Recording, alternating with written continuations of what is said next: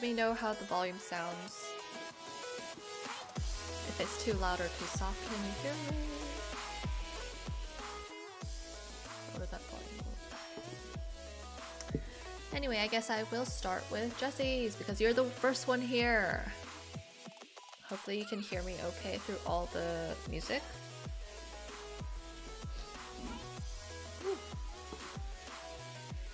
Okay, so perspective-wise, I think this is a cool angle, but I think you might need to expand. You need to stray away from the square composition. Don't fall into the trap that Instagram limits your stupid composition because it can make your whole piece feel like it's too crowded. Like, I think you might need to give a little bit more space this way. Just a tad bit, so you get a little bit more information regarding the environment. And that way you can also kind of see how the lighting works around this kind of tree nest area, because you give us a peek of that really brilliant lighting, but then it's so cut off that the viewer really can't read it as like this is like a really pop of light. Oops.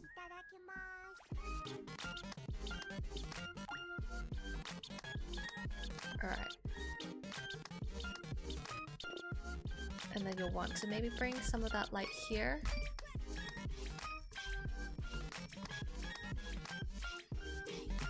This is all very rough right now. I wouldn't worry too much about getting the foliage looking super perfect at this point, but instead go for really rough, blocky shapes of the shadows and light areas. And I'm going to say these little baby chirpos need to get significantly bigger. You give us such cute birds and then you hide them, which kind of defeats the purpose of having cute animal as a clickbait.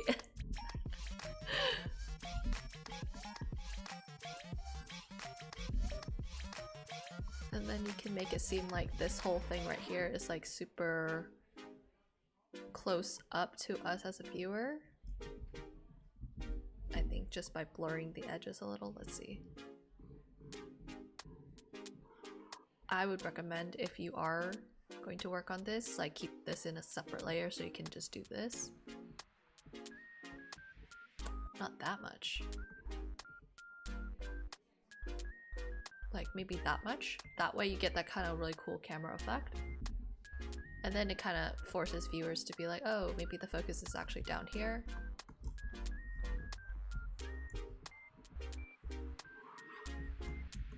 Let's bring that over. And whenever it comes to, okay, quick lesson on foliage. I'm not the best at foliage, but I will say that what I have learned from so far is that it's best to start with like the darkest to medium dark values and get the shadows and then lay on the brighter colors, and it looks a little bit more believable. So like, especially with grass, so I would say maybe the darkest value would be this kind of soil color. And you're gonna take a sort of textured brush, not that big. Alright, let's put it on a different layer. You're gonna lay it all down here first.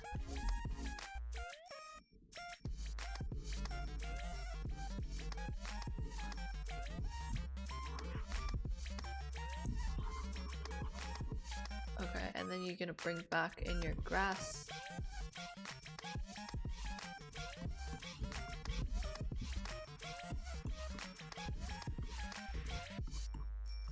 And that way it feels a little bit more believable because there's actually a lot more shadow when it comes to grass than there is like the light area, especially if it's like somewhat dark like this.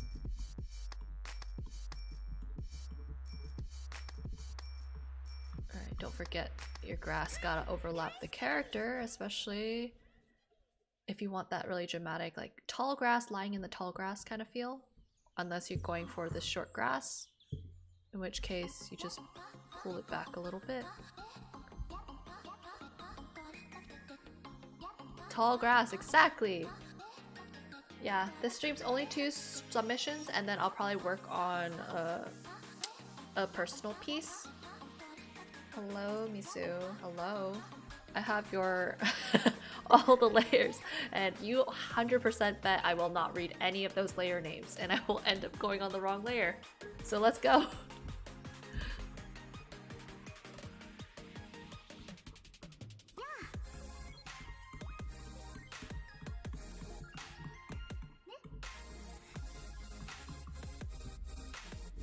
Alright, bring some of that back in there.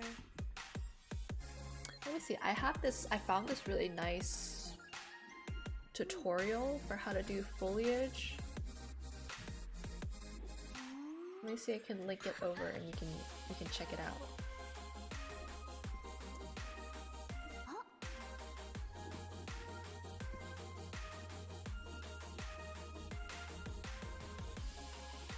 Okay, I found it.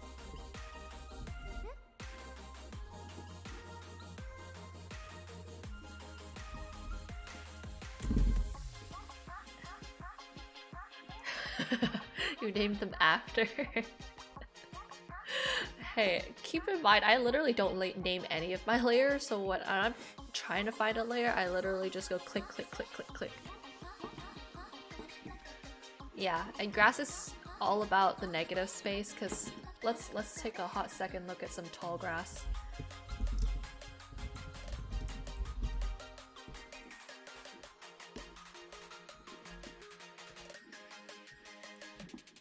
Okay, like this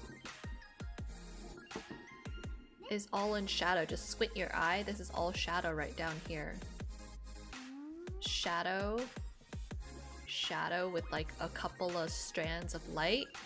And so doing foliage to make your life super easy, start with the dark value and then come in with like a textured brush or a little smaller brush and then just draw the individual strands in like certain spots, and then you can give the illusion of a lot of grass and you didn't have to work that hard.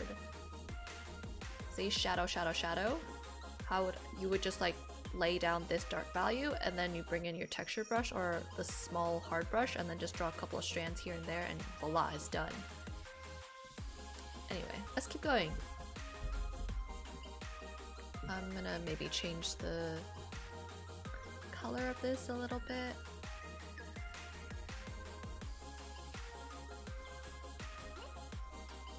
Actually, no. You know what I'll do?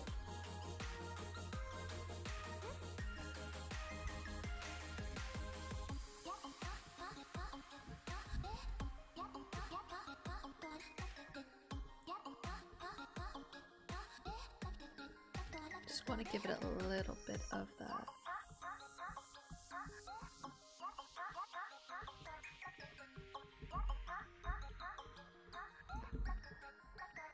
And I'm gonna echo some of the reds that you see here in the tree by making it a shadow, so that way it looks kind of interesting. And of course you can totally get like these types of foliage brushes to help you add even more texture like that, but that really only works if it's like front view. So from top view, I would say your best bet is to just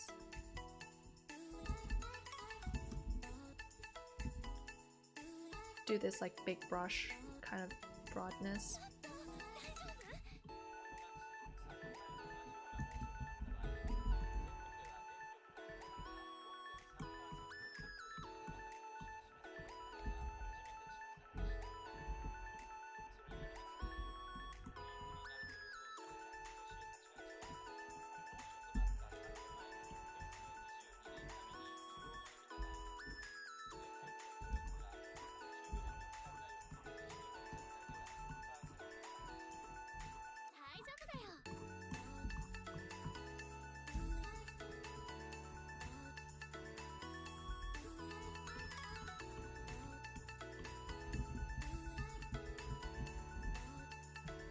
And I'm guessing we want this kind of a light to maybe come in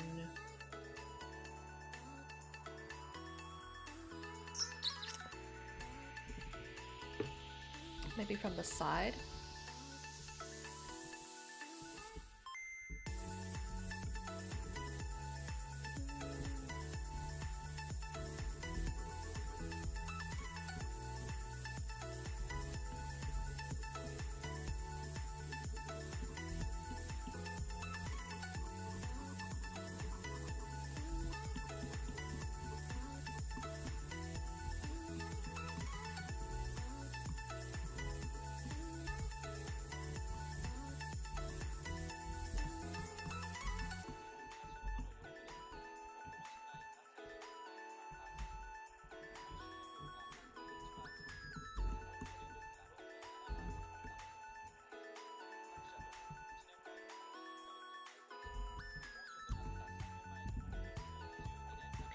You know, I feel like maybe it'd be interesting to have the light coming from down and then this is like creating a shadow, casting a shadow on your characters. Maybe that would work to help break up this huge chunk of grass. Let's see, in which case I'm gonna say we shift the colors of the grass here a little bit so it matches more of the tones of this side.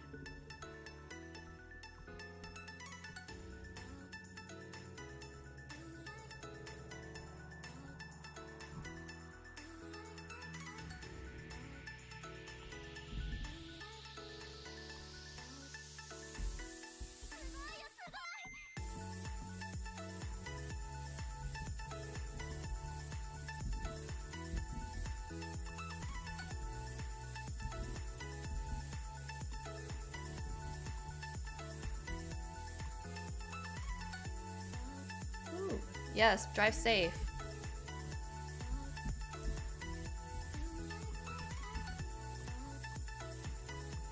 At least at this point right now, I am just kind of adjusting some of the colors so the transition from the super warm tones to the cooler side of the tree feels a little bit better. I might even throw in some shadow to unify the color palette a little bit. Yeah, no accidents here, please.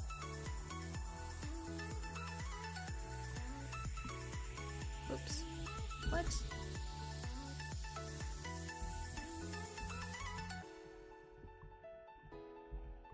Alright, and then we'll see, maybe we don't want that purple.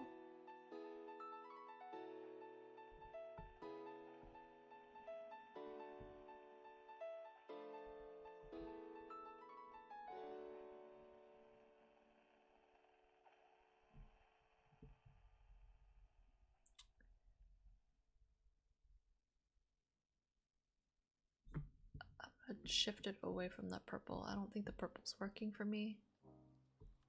I want something a little bit cooler.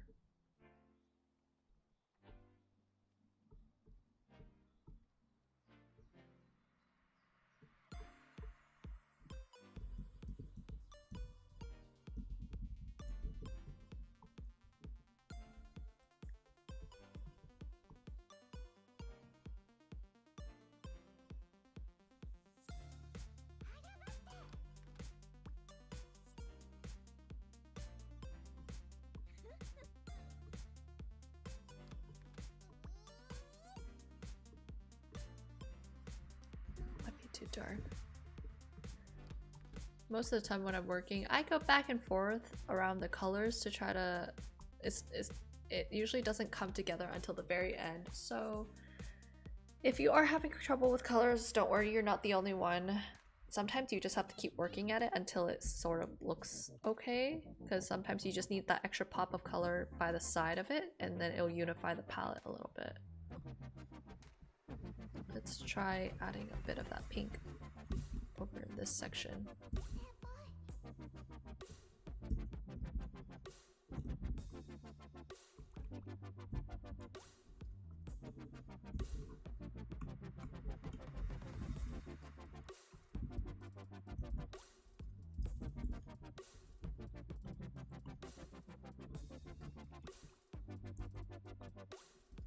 Maybe a little bit blue.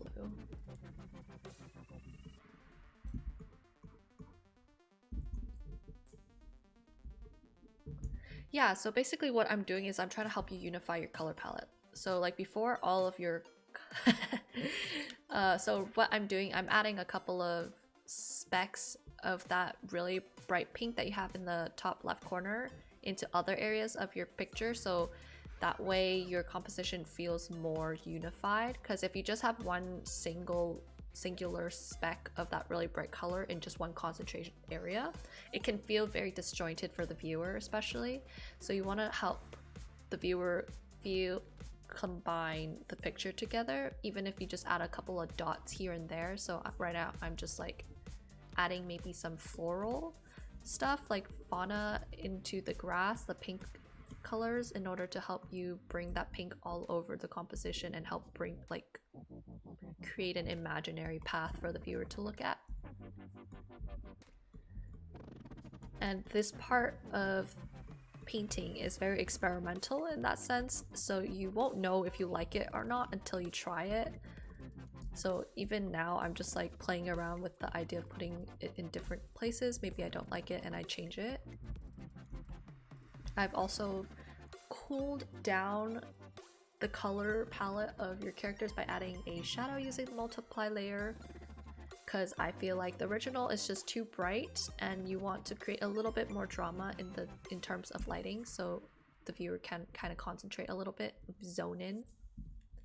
And it'll also give us a little bit more interest, especially when you erase some of those shadows away, and then it'll look kind of like really pretty speckles of sparkles.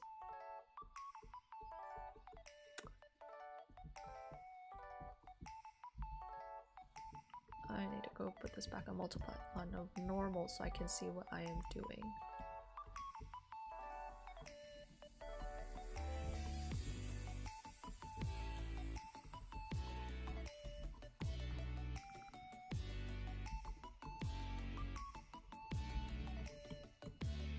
It's not perfect, but whatever.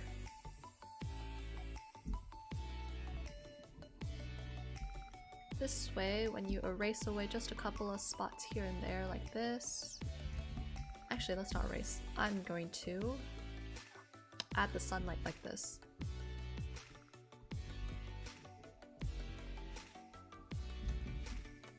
Maybe I don't want to use hard light. Maybe I'll use overlay. Yeah, overlay looking real pretty right now.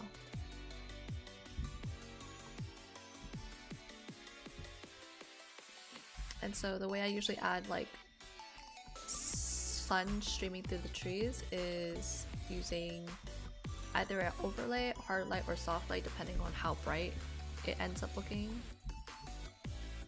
And then add little speckles of light, and then I erase like little shapes into it so it looks really nice and pretty. And just be careful not to put too much, especially for like tree lighting, because leaves are pretty dense. There isn't much opportunity for light to stream through that much, so if you put too much, it does look a little bit more like there's basically no tree at all.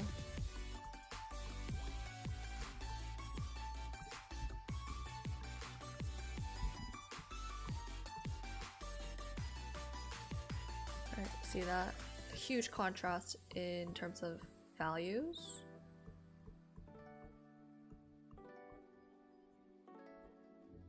I'm gonna merge that down. And then take a hard brush maybe, and then I'll just add some more strands here and there so it seems like the grass is like integrated into each other.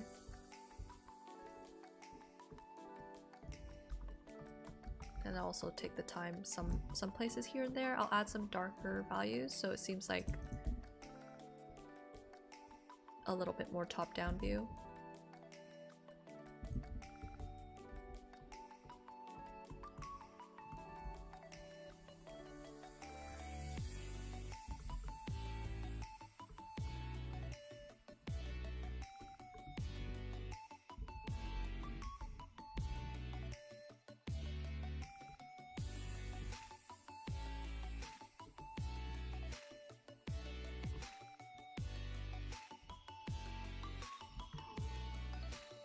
I'm also going to rotate this canvas right now real quick so I can double check your proportions of your characters.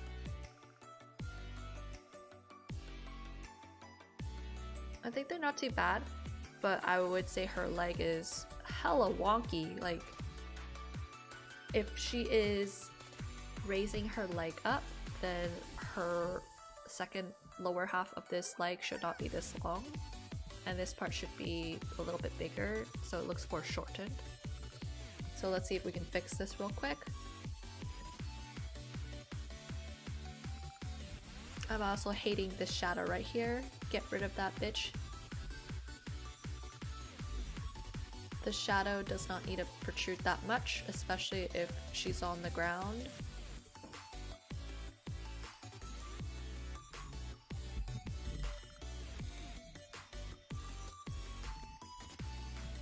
Alright, where's my textured brush so I can cheat a little bit?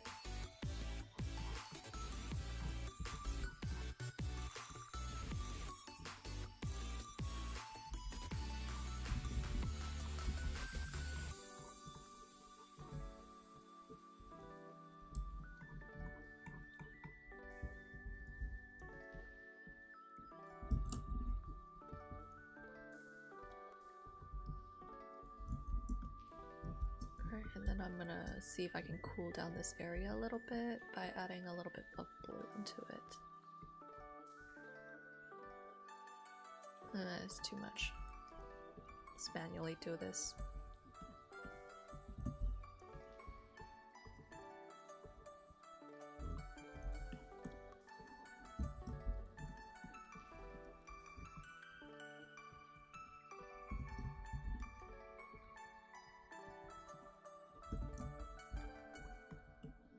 Let me use the soft brush. I just want to get the color in there. I don't really care about the texture right now.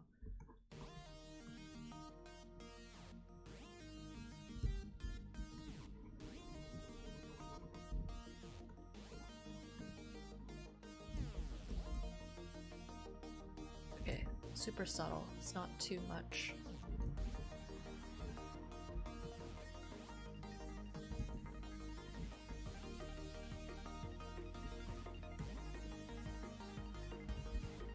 This is such a weird color combination.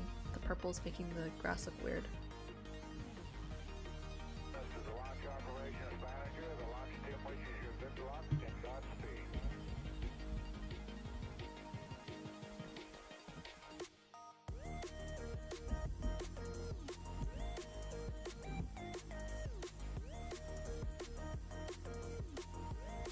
Alright, I'm not gonna use the purple. The purple is a dumb idea.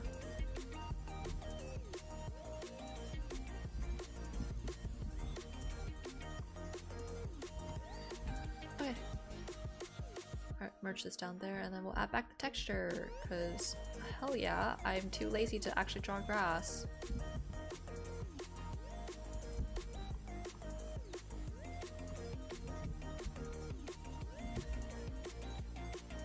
Where's my hard brush? Okay, real quick, add the occasional grass texture strands.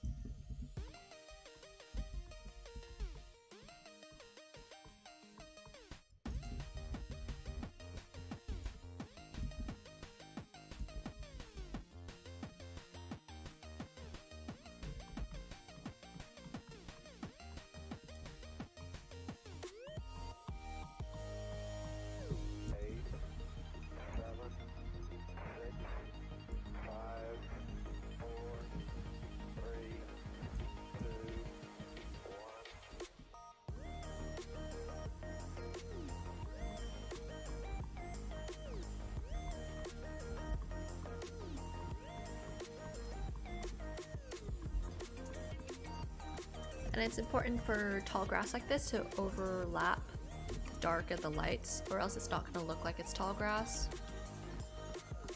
Hence why I like to do the dark right here first, and then I come back in with this light layer, and then just overlap it a little bit.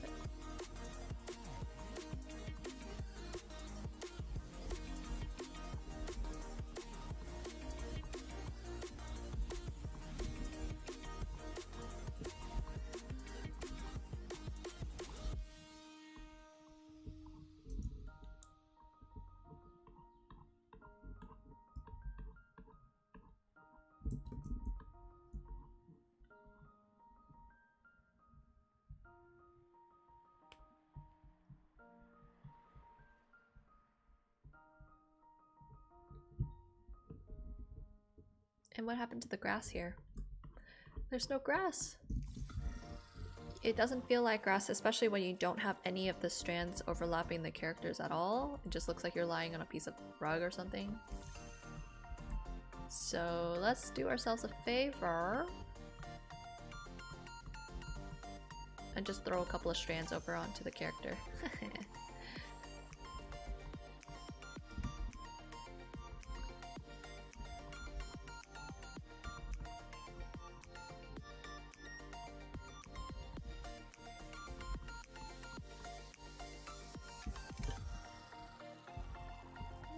It's close enough for now. And then, alright, let's work on the character proportions for a hot sec. Or, no, I'm gonna finish. I flip back and forth too often, so don't mind me. I like to try to work on everything all at once. So if you get confused, that is why. So I'm gonna bring in some of that light onto the character's face so it creates a sense of interest. when we are looking at it from far away, we're like, wow, look at that burst of light. It's at this particular spot and your eyes are drawn to the character's face. And there's no set rule for the shapes of the light. I just do it however I like it and just make sure it's not too symmetrical. It's a little bit organic, meaning some parts are a little bit bigger, some are smaller, maybe some stick out a little bit more, etc.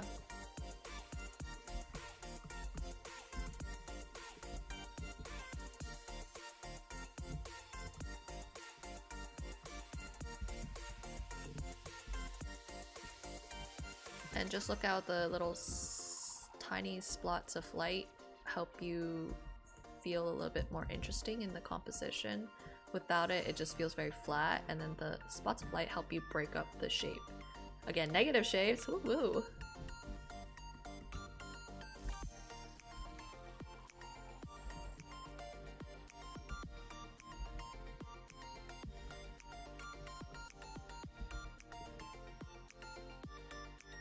And let's see, let me throw a couple of these here and there.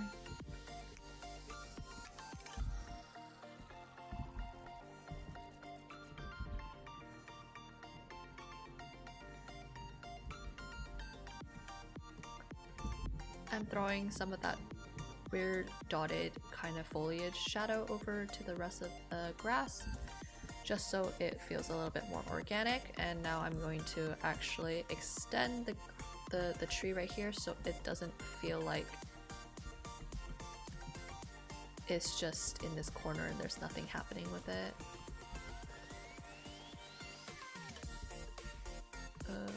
There.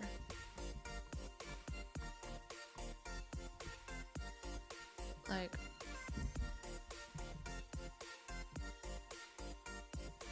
maybe some of that tree would actually be here. Let me do it on a different layer so I can see how I feel about it.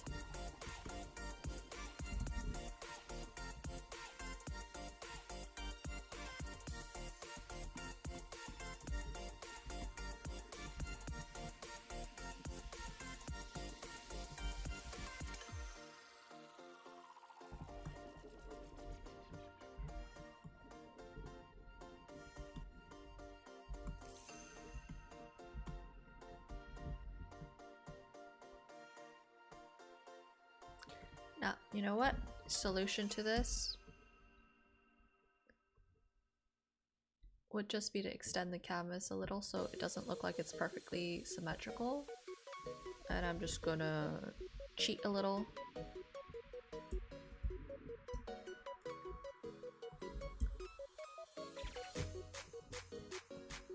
Obviously you don't actually do this when you're trying to do actual but I'm feeling a bit like this is good enough to communicate the idea of it.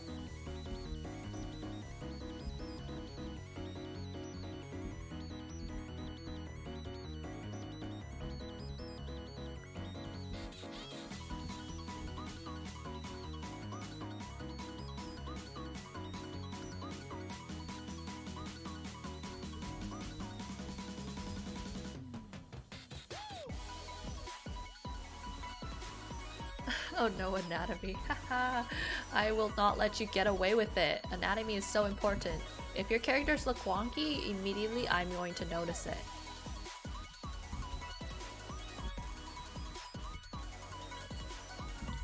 Alright, this is the chance to throw some of that shadow back down here. I think we need a little bit darkness down here to like kind of anchor down the piece so it doesn't look like it's just floating. Yeah, it takes time. Sometimes it helps to gather some more references in terms of the type of background you'd like, and then start with the sketch always. And then the way I like to think about evaluating sketch is to think about, is everything too centered? Is there enough movement going on? Am I filling up the corners enough so that the viewers don't feel bored just looking at your picture? Like, it's great to have very interesting character designs, but if it's just character designs and you have also an environment, but the environment isn't as fleshed out as the characters, then it's really gonna fall flat no matter how well designed you did for your characters. And so ways that you can fill up your environment, adding texture, adding like rocks, branches, animals, floral, little insects. Those can help you give a little bit more interest in your piece. So like if I just real quickly, if I'm super lazy today, I throw a butterfly in here. That already helps. See how it helps fill up this section a little bit? You could also consider, instead of, say you don't want to do a butterfly, you could just do some of these tree leaves falling down, and that is another way to add a little bit of movement to your piece also. And it also helps you tie together the pink that's in this huge concentration right here. This side has no pink. If you look at the levels right here, like, you want to make sure everything isn't too crazily like skewed in one direction.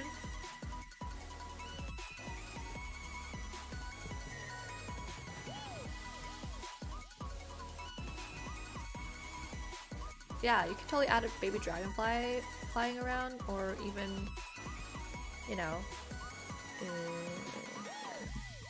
I'm gonna get rid of some of this light so it's a little bit more dramatic. You could even, I don't know, add a little pond or something, like a little, right, shut up. Okay, you can add like a little, I don't know what's going on with my Photoshop lately. It's like every time I try to lasso something else, it's like, that's funny, no lasso for you. Yeah, you could add a little pond. Like right here. And that way you can bring in some of that blues that you see here in your bird, in your characters. And it'd be a good opportunity to practice your reflections.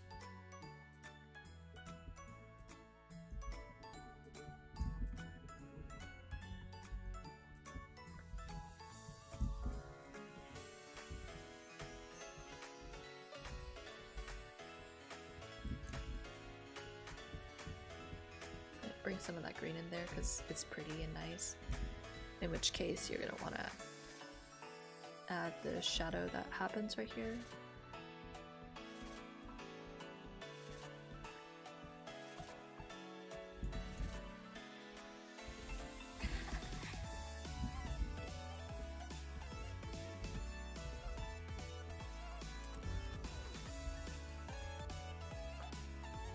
Right, just look at how that helps you break up the shape a little bit. It's not like you didn't do that much work, honestly. And if you just pop it into the black and white, you can see like, okay, you help break out this chunk. You break out this chunk again, right? I would say we want to break up this chunk some more. There's a little bit too much dark still. You would probably like add some more light in this section maybe. Or maybe even make this baby bird a little bit brighter, just a tad bit brighter, as though like the sun is peeking through.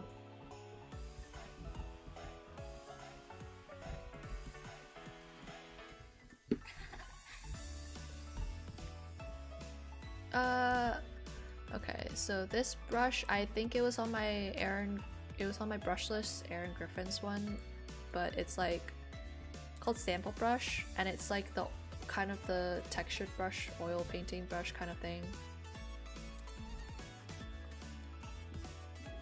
Let me see. Yeah, like I like the texture of this brush. But there is a difference between the two brushes. I think this one is a little bit more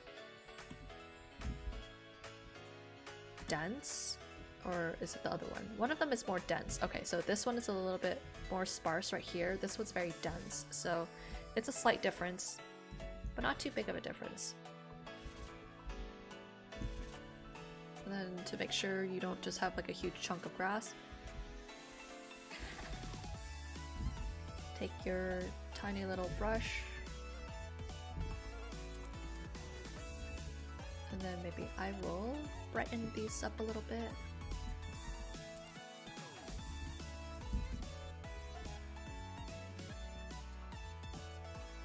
My Photoshop is lagging.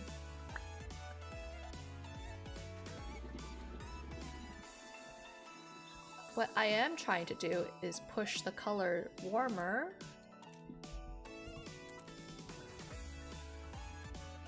And then maybe keep it dark so we can see it against the blue.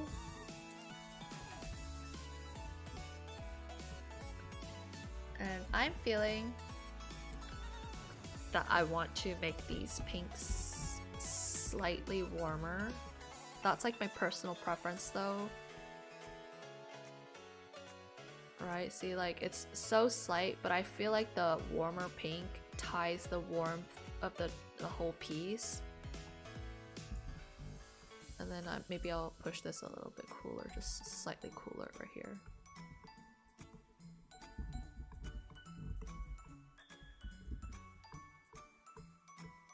Where did I put that pink? Okay, I guess I put it there.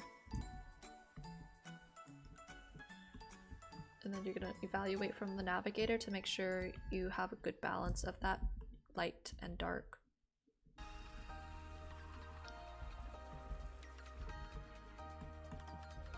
I'm gonna make that baby bird just a tad bit brighter, just a tad, so it looks like the light is hitting it properly.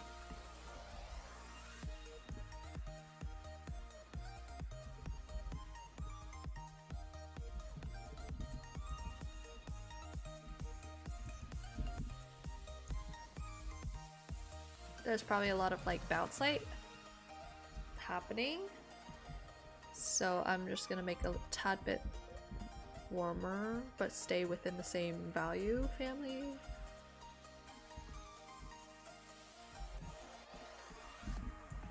Same thing for right here.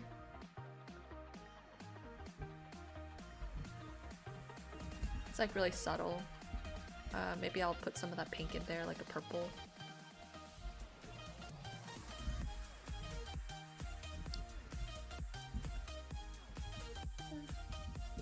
And then you can add some more darkness into this by, you see how I color picked the hair, so bring it into here, combine color palettes. I'm gonna make it some branches in here or something. Where did I put that? Oh, here.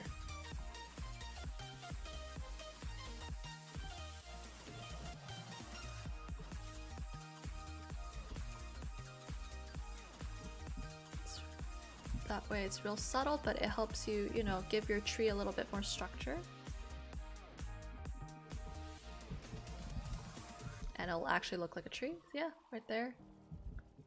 Maybe make a little nest like this. I don't know. Shoop, shoop, shoop, shoop, shoop.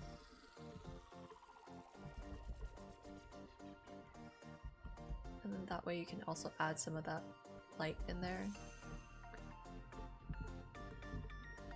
I don't know, man. Something like that, maybe. Okay, let's work on the character's anatomy.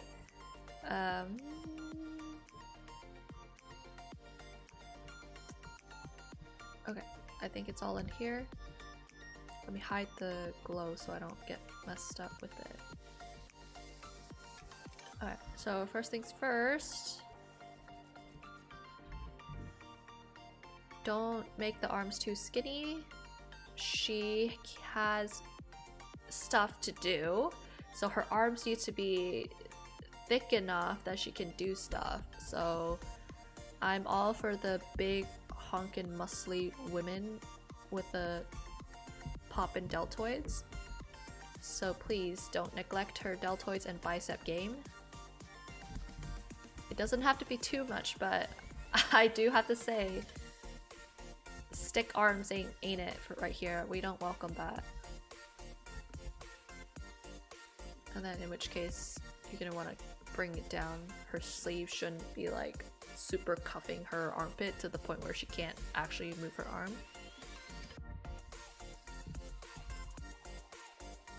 And then you want to make sure this is not a total rectangular shape right here. You want it a little bit sloped so it feels more natural. And I have to ask, what are these floating objects? Are they like magical being glowing orbs? Jelly beans? If they are jelly beans or anything, still make sure this side needs to be rounded out. And then for the nose profile, I hope you do take your time to watch the video. It's supposed to be leaves. Oof. Yikes, my sir. Ugh. Okay, I'm just gonna get rid of it for you so I don't keep thinking that they're jelly beans and I feel my teeth rotting. Because we've discussed, this is how you're gonna do your leaves. Very generic, no crazy highlights. Leaves do not look like that unless they are like those weird avatar juicy alien-like leaves. Alright, so her cape is right here.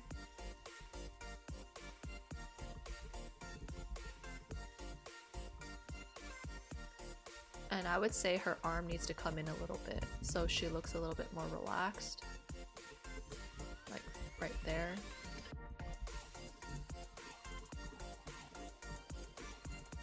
Because look right here, her arm is relaxed. It's not like splayed out like this, because that would feel more like she's lying about instead of like really relaxed and looking at the other person up on top.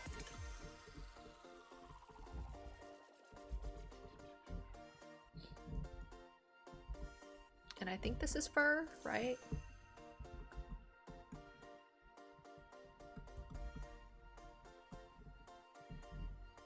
Right, I have to say her hip is reading a little bit low. I don't know if it's a female or a male, but as if you are like me, you draw mostly female characters, so I'm gonna assume it's a female, so in which case her hip needs to be a little bit higher, starting up here. So this chunk right here, you're missing that chunk right here. It's like shrunken in. It's almost like her hip sits down here instead of up here. So it needs to start here, her waist, belly button, hips. Yeah. Female supremacy, yo. Okay. So we gotta do ourselves a favor. Give some more hips to our characters. So this is where your waist would be, so your hips would need to round out a little bit more, especially if you're bending the leg. Portrait studio time, alright? You already know what we have to do. Guys are gross. You're right, guys. Guy anatomy is a kind of lame, yo. It's all rectangles, no curves. That's boring.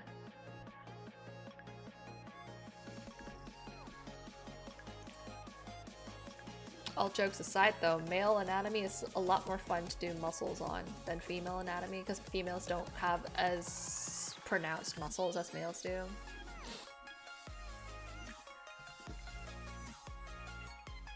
Hey, hello, welcome! I'll be streaming for a bit. I'll probably work on some personal art after the critique is over, but right now we are critiquing my lovely disciple Jessie's work. And we are talking about how females need that juicy hip. Do you see this right here, Jessie? This is called a hip. This is called a S-shaped curve. You cannot just dip into here and pretend there's no hip, right? Especially if your leg is going to be slightly turned in this way. You see how that significantly changes the silhouette? It becomes like a huge like curve. So if you don't have that huge curve, it looks very stiff, as if like you're just standing instead of your legs are bent. So I gotta poke this baby out. And I am going to do you a hot favor and shorten this leg, because the lady does not have two different size feet.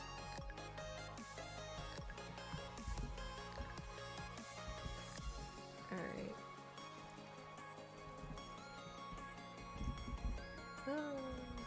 Okay, so it has to be more foreshortened. It's gonna be weird to do this, but I will try my best.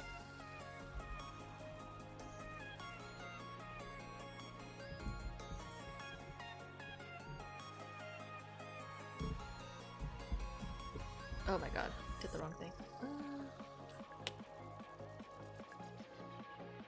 Okay, yeah, we're gonna push it out this way.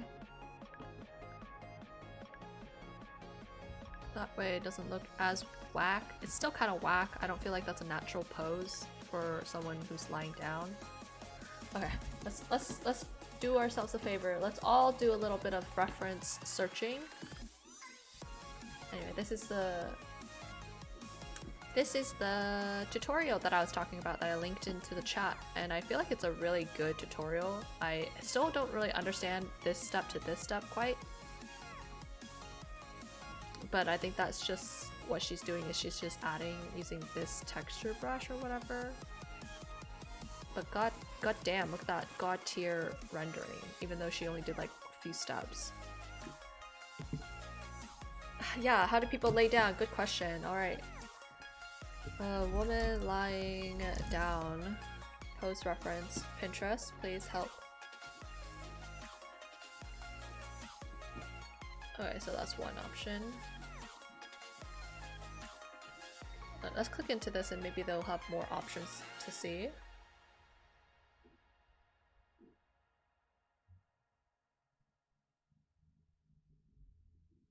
Yeah, see, so you don't ever see their legs splay out this way, just because I feel like if you are lying down like that, it's never a comfortable position anyway.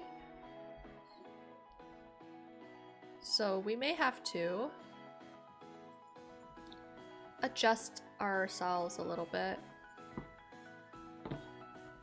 Okay, so I'm going to say we do not... No legs sticking out that way. I don't know how I'll accomplish this, but we'll see, we'll see, we'll see.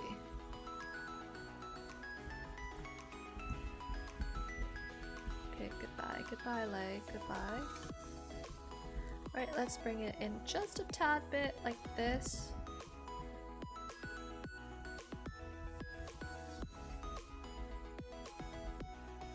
I totally forgot what the heck was going on with the red shadow. Like, was there a reason why you decided to use a red shadow?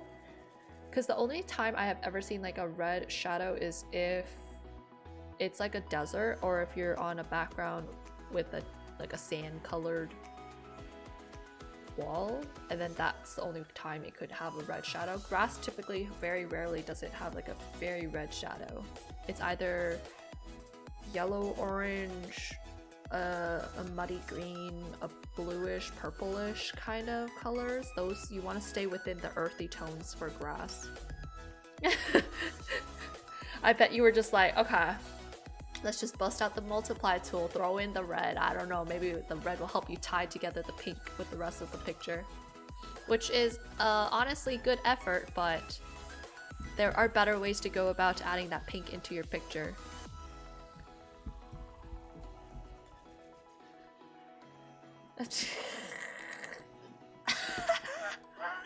People are so funny. Did they think I actually do any sort of promotion for my IG? No, bro.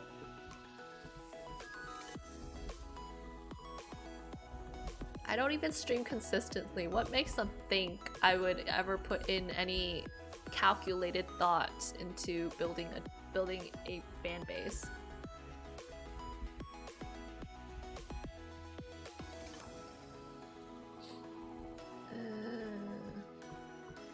You know what? Make our life easy. Merge down. Screw that bitch. Okay, I'm moving the arm over because I don't want her arm, like, her hand, like, right on top of the other person. Because you have your reference here. It's, like, slightly off. No hand would be right on top, so... Let's shift that over a little bit. I'm not gonna draw the fingers, obviously, but... At least get the shadows in there. In which case, her face... needs to be bigger. It's too small. It needs to be facing towards your other character, okay? So then let's see. I'm gonna, the eyes would be like right here or something.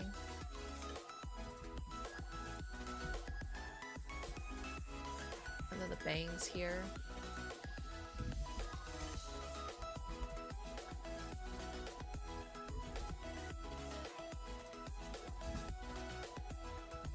Nose right here, I guess.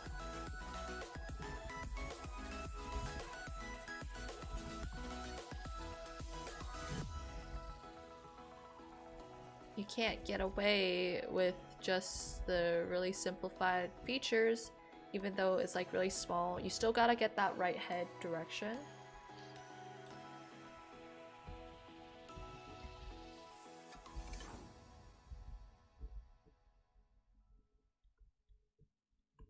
I don't remember how the bangs were, whatever. I'm just gonna make it like spiky or something so it matches the personality. Maybe, hopefully it's something like that. I don't know. Alright, so I fixed the arm. The head here too, same idea. If you are not able to tell whether or not you did the proportions right, use your rotate tool. And you'll notice that her head is a little bit too flat, like what happened to the egg shape. And again, make sure you watch this month's tutorial about noses, nose side profile noses. I tell you how to start using an egg shape, and then we draw out the triangle for the nose. Oh my god, Photoshop. Stop being a bitch! Okay, so your triangle, see that? Doesn't have to be that hard. Voila, you got a nose. Woo woo, noses! And then there's just slight subtleties when it comes to like the nose bridge, making it look cute or not.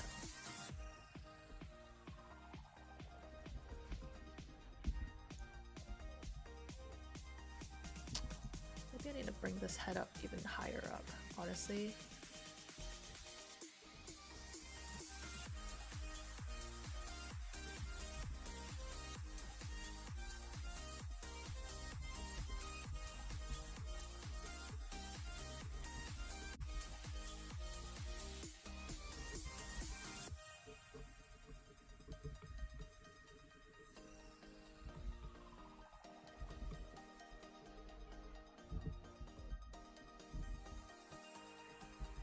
This is a super ineffective method to paint using a small brush, but I am committed at this point. Okay, so there's your profile view. I still want to fix your neck so it doesn't look like whack-all. So make sure whenever you do your neck, you don't want to do too crazy of a stretch because the neck really doesn't stretch that much. And when you're doing profiles, make sure this angle right here isn't too drastic or it's gonna look really weird. Look like your face is flattened like a pancake. And we're also gonna fix your hair a little bit to make it relax. Even if you are doing spiky hair texture, what you want to make sure you do is break up the chunks. Some chunks are going to be bigger, some are smaller. Okay, so smaller, bigger, smaller, smaller. That way your hair looks a lot more natural. Same thing for here. No hair should be the same size.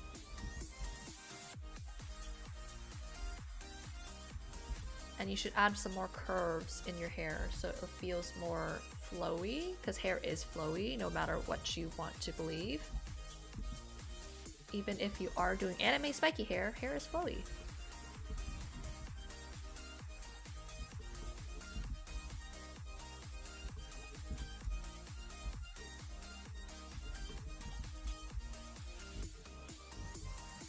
Alright, let's get that shadow in here.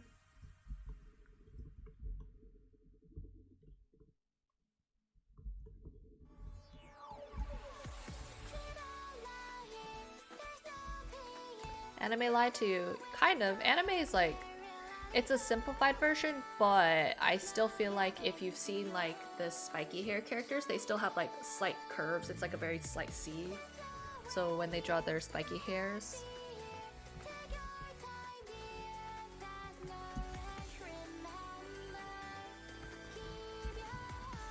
Even when they draw spiky hair, there's like a slight bit of curve.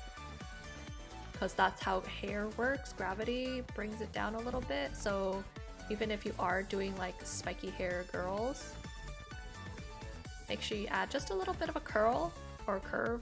Whatever. I'm on the wrong layer again. Whatever. Screw it. I hate my life.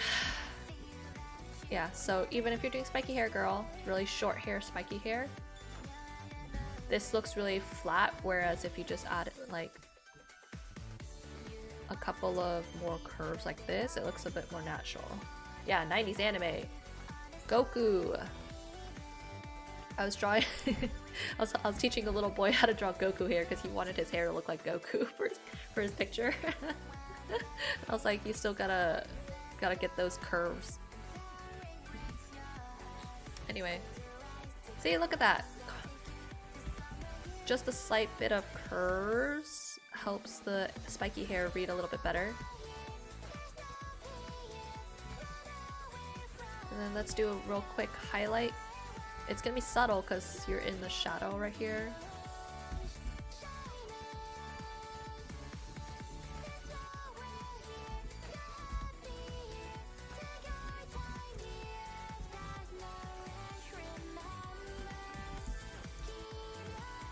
Okay, so the hair's gonna be covered up because your bandana or something. Bandana's gotta, I hate to say it, the bandana's gotta come out at some point. Unless it's like tattooed to her face, in which case, my bad. It's not a bandana, it's a tattoo.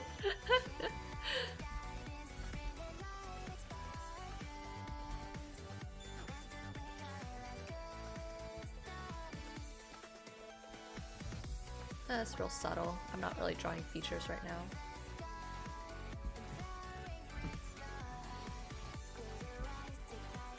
But yes, look at the leg, it looks a little bit more natural, and then I'm just gonna add a slight bit of highlight here so it kind of looks like the knee is coming outwards towards us.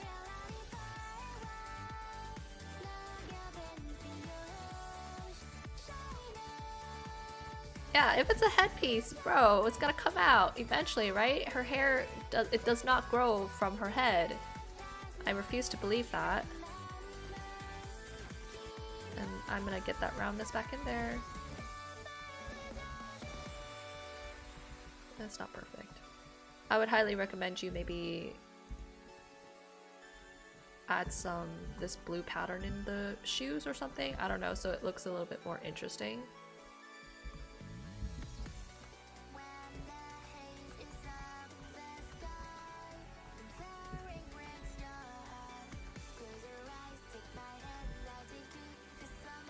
And then the cape.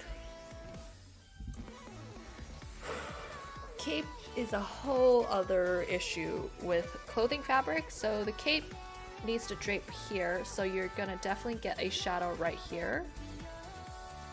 So if you don't have that shadow, it will not look like a cape that is functioning properly.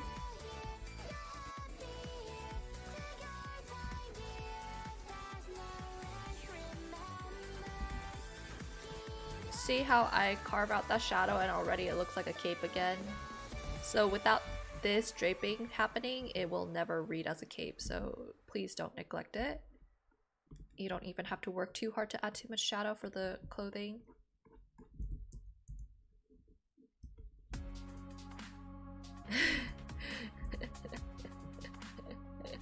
Hey now, it was a really good effort, I think. Like, if you just add some of these elements, like expand the composition first off. Don't have it super square.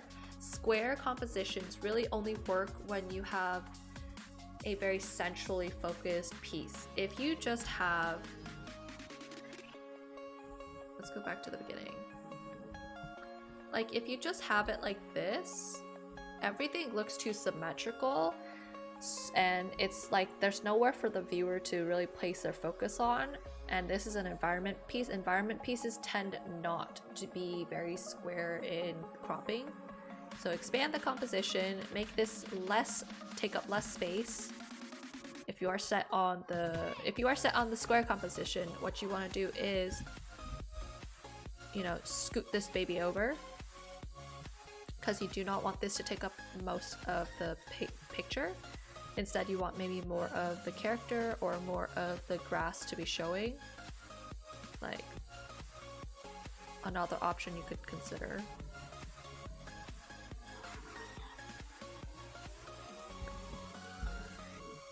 Make them a little bit bigger.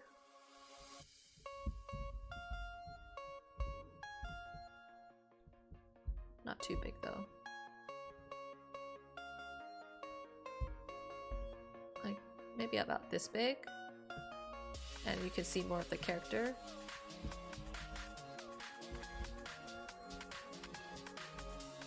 You needed to break up this grass a little bit. You need to bring back some of this pink into the grass, which is like a real quick fix. And I just did it by being super lazy and adding some flowers.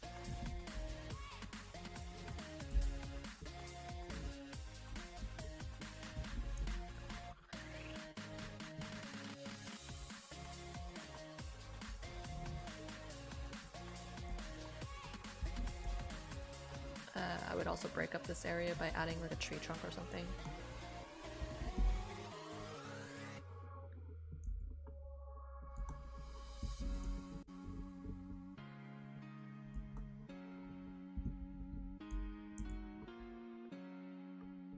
But let's see. Let's bring back the light. Yeah. Real subtle.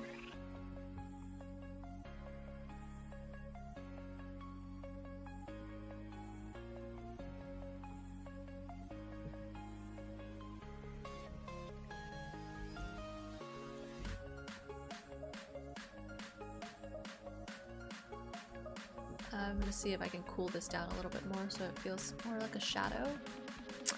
Okay, come on.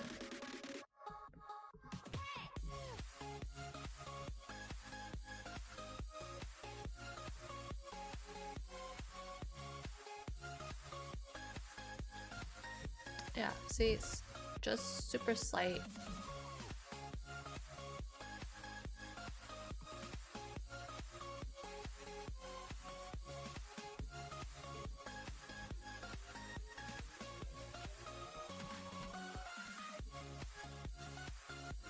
You could totally do it also like me, where I'm just using the hue saturation kind of adjustment, so I don't actually have to work so hard.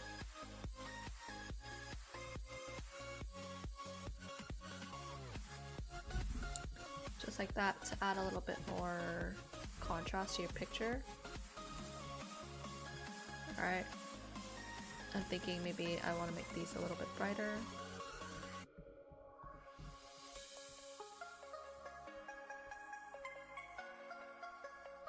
Actually, I'm going to use the brightness one.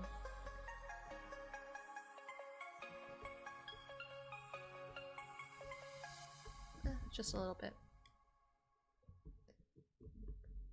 And last thing, I would say we want to make the cape a little bit bigger. Because right now the cape doesn't feel very organically laid down. Like when you do have a cape,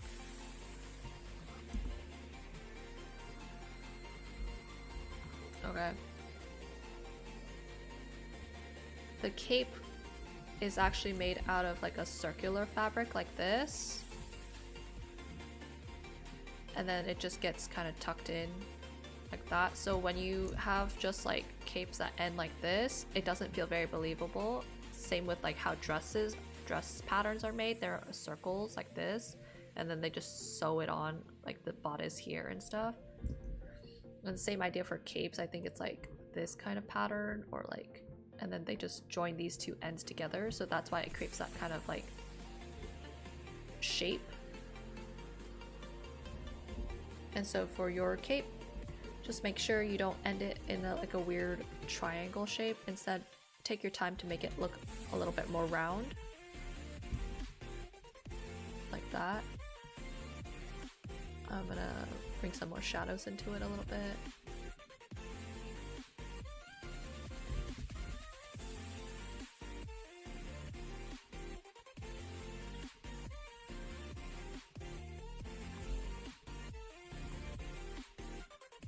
And just like that, the cape feels a little bit more organic.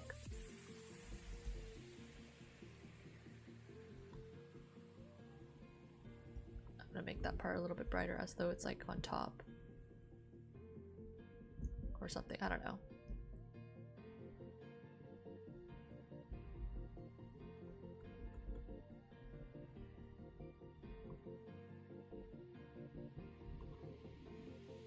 Okay, and then for her,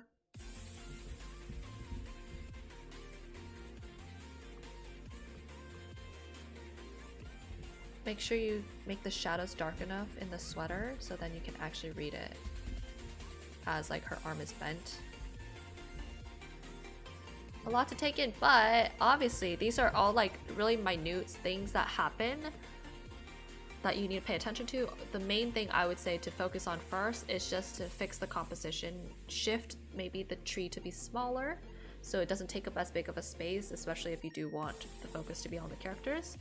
Next thing first, you want to fill up the space in the grass, make it a little bit more interesting to look at, and then finally work on the anatomy. Don't stress too much about like having to do everything all at once. If you are really set on the square composition, I can let you have it, but you gotta make things not look too symmetrical. Anyway, before, after.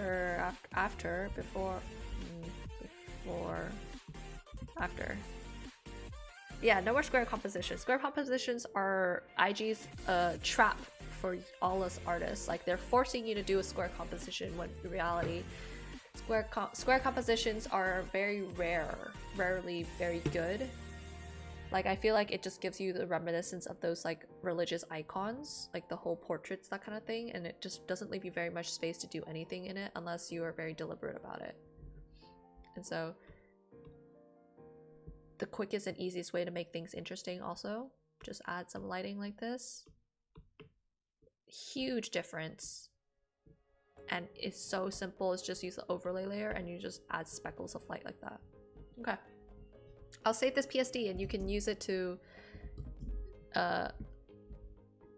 mess around with it, okay? And then let's look at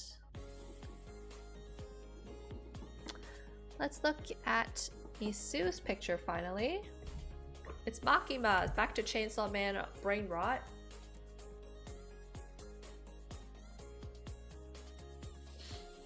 Quick water break, y'all.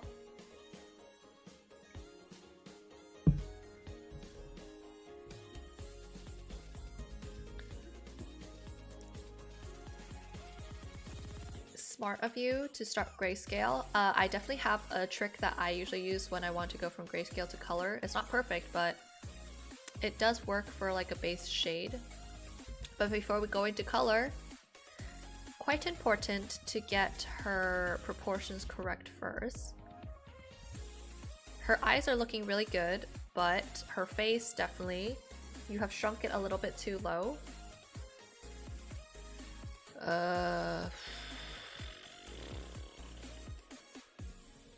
One of them is not like the others.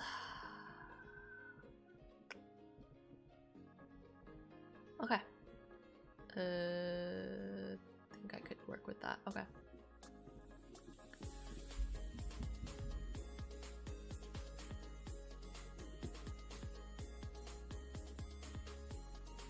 Okay, let us fix her face up a bit.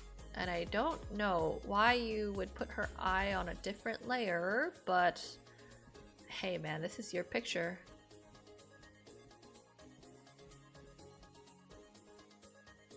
So her jaw needs to be a little bit wider so it doesn't read like her face has been like smushed down to non-existence.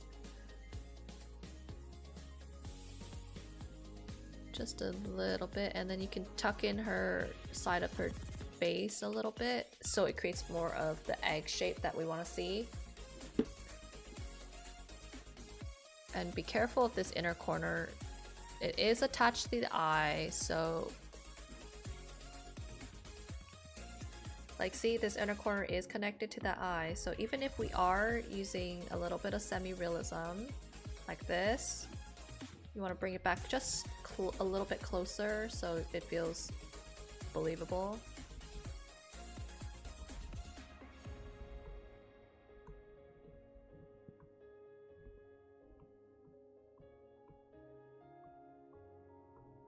I have a feeling maybe you did her eye on a different layer because you wanted to copy and paste over, which is perfectly fine, but just make sure you merge it back down so you can actually mess with it together. And I'm just gonna say this shadow right here needs to be more unified. Okay, see, It's pretty unified. Scaling purposes, yes, yes, yes. And you're gonna want to make sure you blend out this shadow right here, because the eye is like a round sphere shape, so it needs to be shaded radially, which just means like you're shading it like a sphere, so from dark to light, very gradual shades. And I'm gonna give her a huge favor, give her a little bit longer lashes, so it doesn't look like her eye is too short.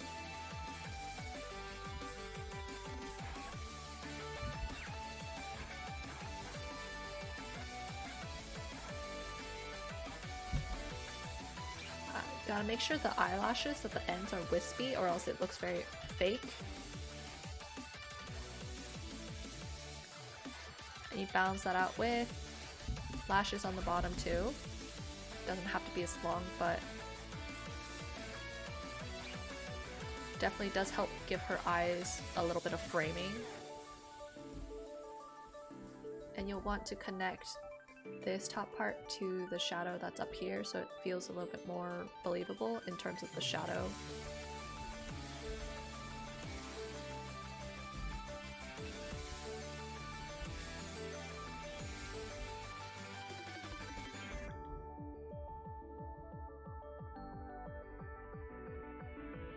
And if you do want to get that like radial shadow that happened before that you were doing,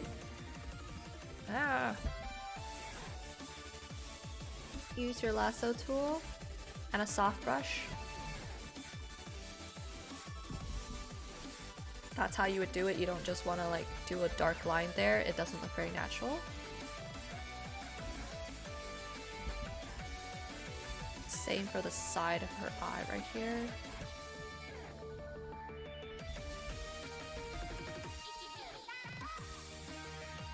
So if you're thinking about how the eyelids are actually kind of indented,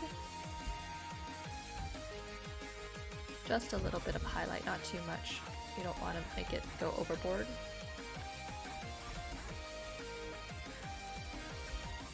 Make sure you clean up this edge right here.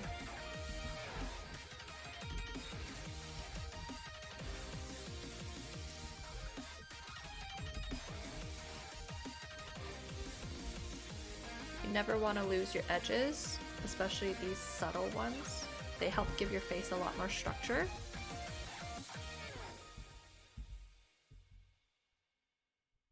And I want to say we still need to bring this out a little bit and lighten this shadow a little bit. It's too dark, but there are too many things happening and I don't know where lines are. Okay, I'm gonna do a little bit merging.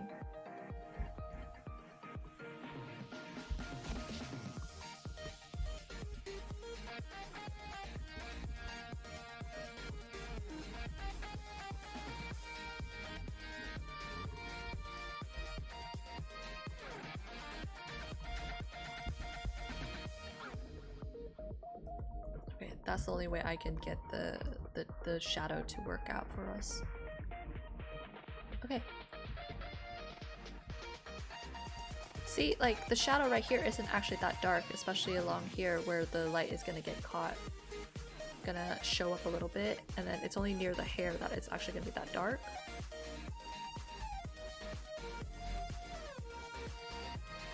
Let's see if we can do this. Alright, clean that up. Why not? Alright, clean that up first.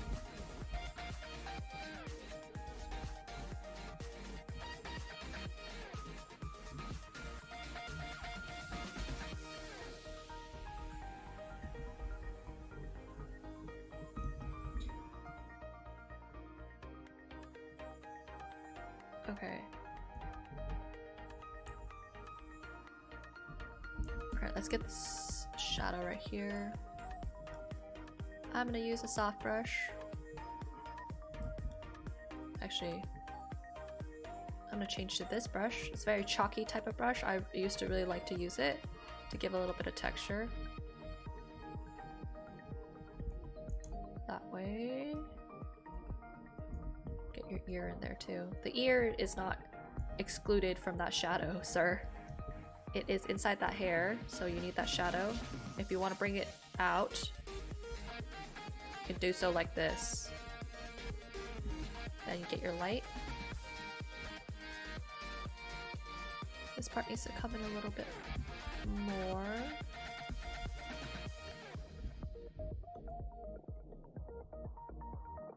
It's not visible on anime Makima. Okay, okay, we'll get rid of it then. It's not a big deal.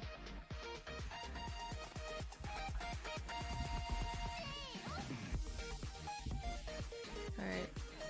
And then we gotta get that radial shading again. Soft brush is my lord and savior.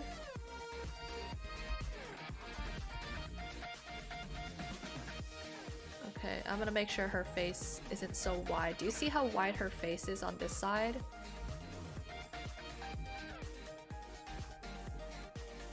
I'm gonna add an ear in there so it doesn't look like she's just got like too much going on.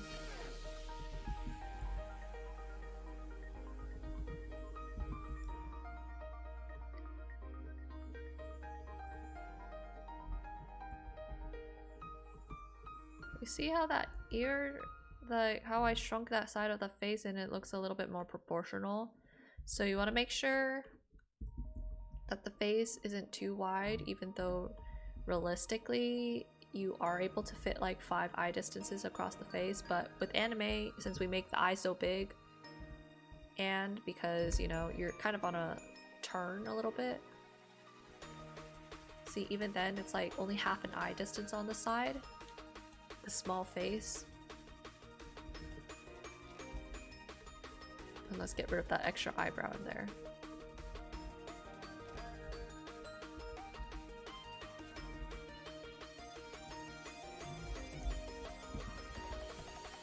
Okay. I'm gonna make sure you get this shadow real nice and tight in there.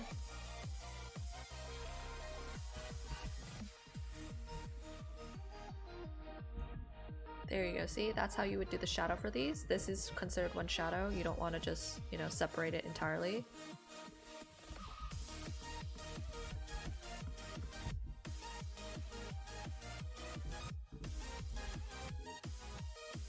And you're going to want to make this highlight a little bit bigger, so it doesn't look like just a line. Soften up. Always soften up these edges. It is a radial shape. Okay, no matter what the lip shape is, this edge right here is going to be a little bit softer because it curves inward into your mouth. So when you don't soften the edge a little bit, it looks very much like you're doing fake plastic surgery lips. See? This versus this.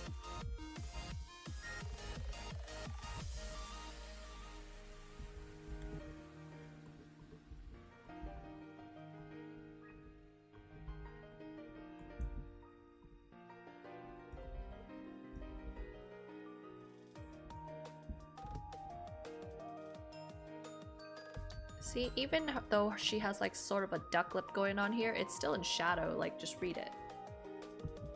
Slight shadow.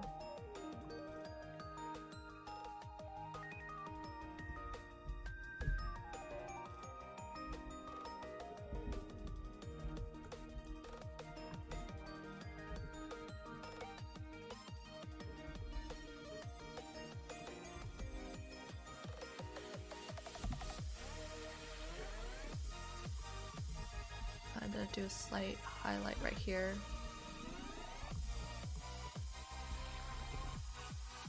Great, see, there's a little, I'm gonna make my canvas a little bit bigger.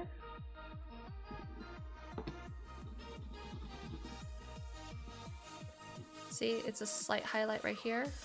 Squint your eyes. Let's, you know what?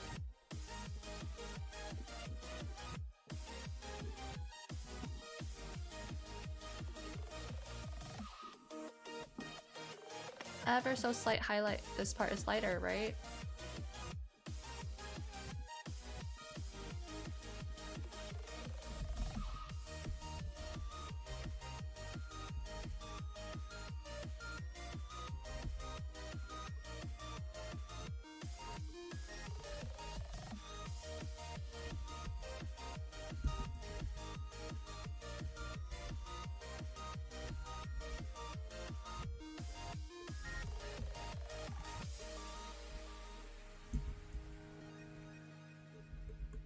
This whole section is like treated as one because this nose is like flattening out into this plane. So you want to make sure you get that really harsh line right here.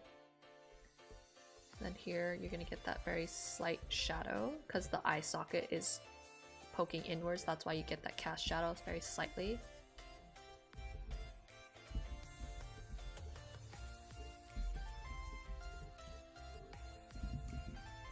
I'm gonna go a little bit darker to get that radial shading of that egg shape. And then make sure you get that really crisp shadow right here.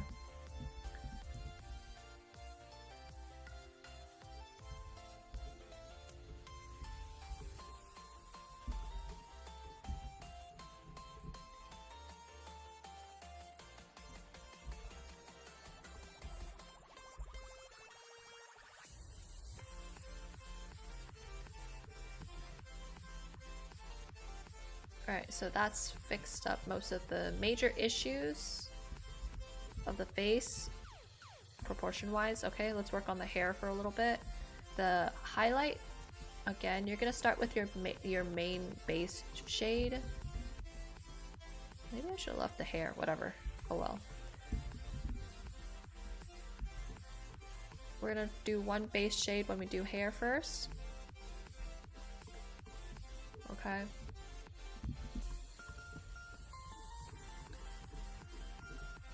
And yes, you are going to create this sort of shadow first using your soft brush.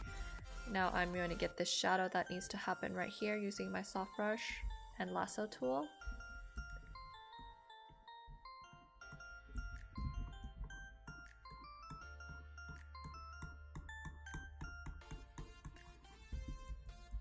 Okay, and then you get that, lock the layer a little bit.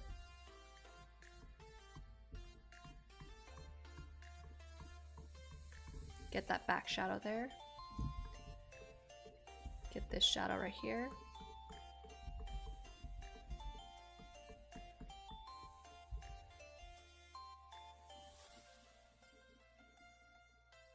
These hairs right here need to be lighter because it's how the shading needs to go. So excuse me for a second.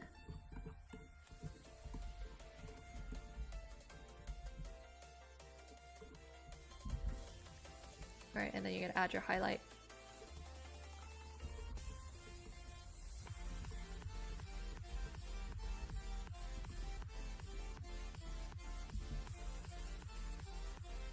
And this part right here, where the hair tucks over the other one, obviously you're gonna get a shadow.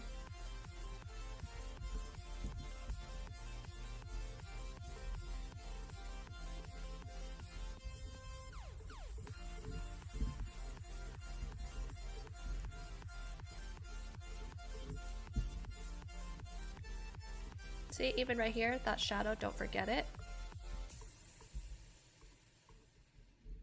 And we're gonna bring back some of that light into this area.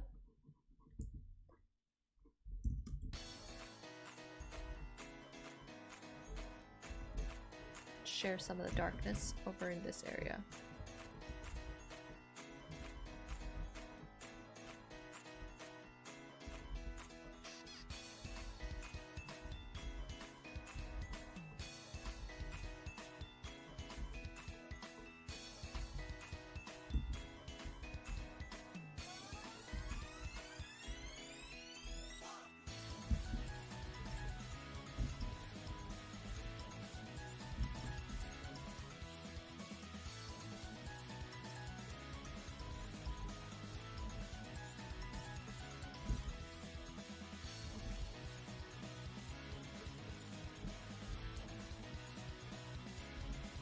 I'm trying to break up the shadow shape so it doesn't look too flat right now.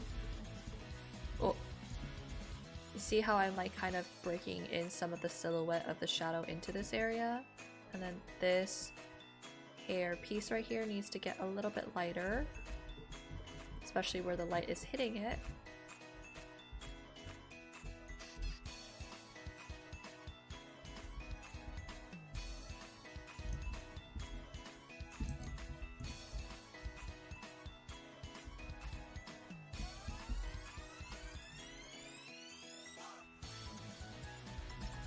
Again, this is all about that silhouette shape. It'll take a little bit of practice to get really good at them, but I promise you once you get them, it will make painting hair a lot more fun and a lot more believable, you know? The spiky hair, I might soften the edges just a little bit. Like this, it's fine to have the spikiness of it, but you know, have one side of that spiky edge be a little bit softer. Like maybe like that. Like you see how I like this edge a little bit softer? I think that will help it feel more realistic, because even if it's spiky hair, you know, hair is very wispy.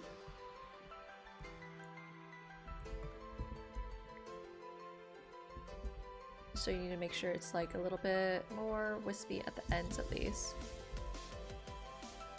Just like that. I think that will help read it a little bit better. I'm gonna make some of these highlights a little even brighter.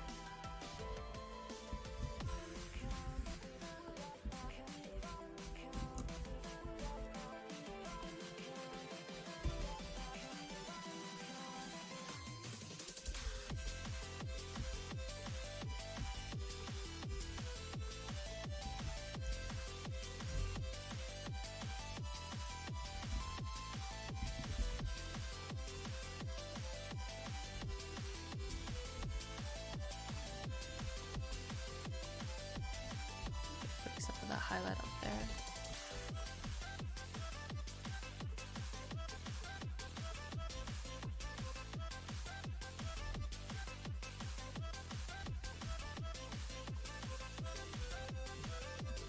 And the same thing goes for the hair that's down here. You need to make sure it's a little bit more wispy. Okay,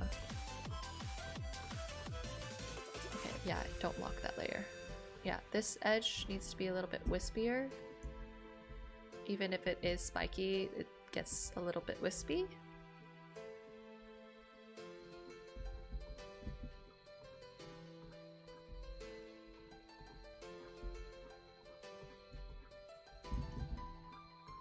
Like that, you know? And I would say we want to be careful with the shadow on the neck. It may look like this part is darker, yes, but if you squint your eyes, you'll notice that the shadow isn't really that much darker.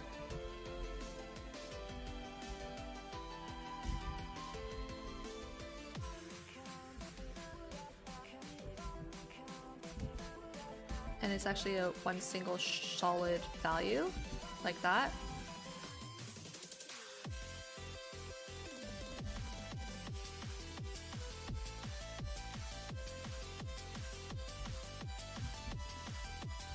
Only this part is going to be like an actual line or like a shape, because that's the shirt and it's like casting a very harsh shadow on the neck.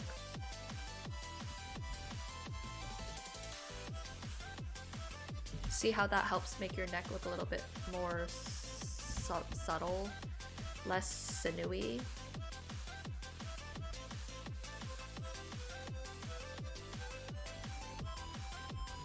And then to finish off the hair, last thing you gotta do is add a couple of strands that, you know, poke out a little bit for that semi-realism look.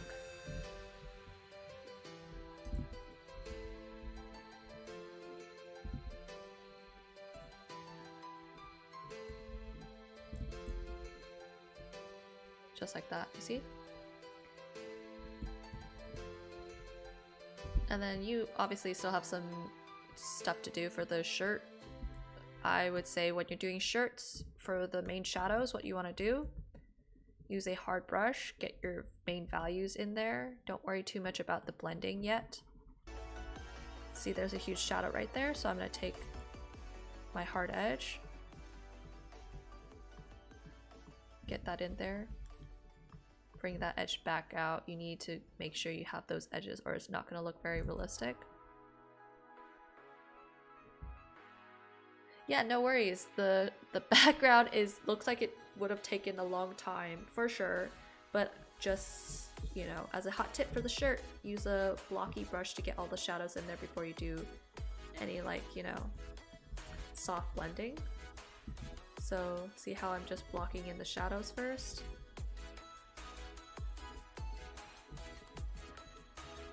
That way you can always maintain that structure before you come in with the soft brush and then soften things up. Because if you don't have that structure, it's gonna fall very flat.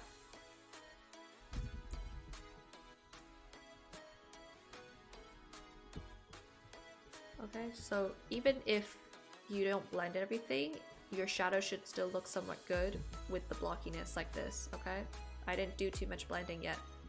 And it still looks okay, and that's how you know whether or not you did the shirt values correctly.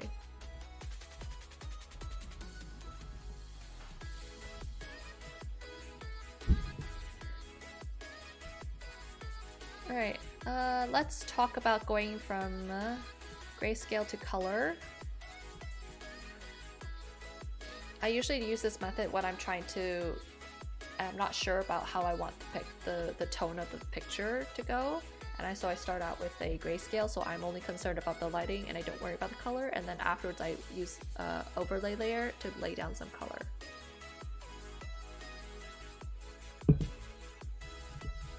So let's try to get some color into these babies. I'm gonna use an overlay layer and I'm gonna get down this nice tinted blue teal color in there.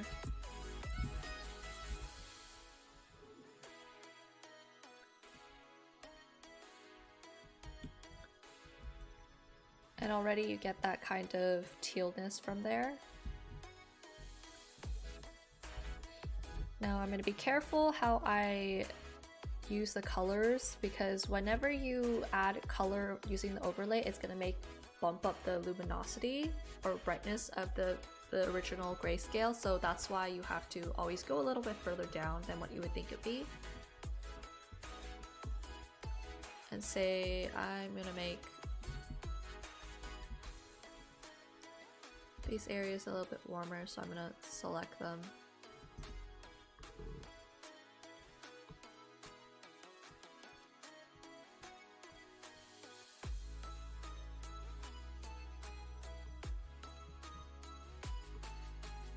Interesting. I have never seen the use of hard light layer with a shadow, but it does create interesting effects, that's for sure. Maybe I would suggest, if you are going to use a hard light layer, don't just use black. Go for, let's see. What did you originally put? Yeah, I really don't typically see hard light layer usually.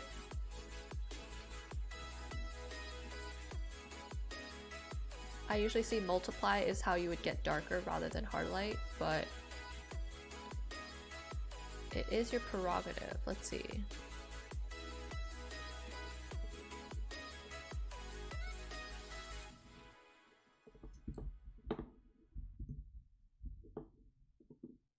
You didn't put any thought to it. It's interesting, that's for sure. Yeah, for sure. If it looks good to you, hey, like, just keep using it, you know?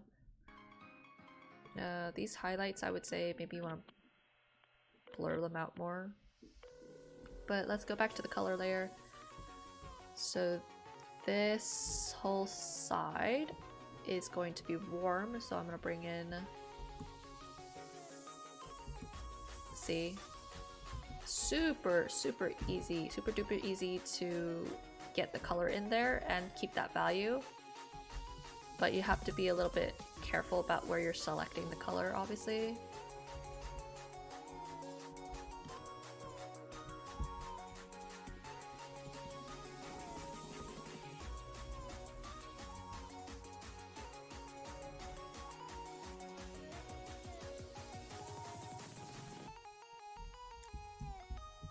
I'm being lazy, that's why I'm doing it all in one layer, but if you are being deliberate, you can obviously, you know, just clip it to a certain layer.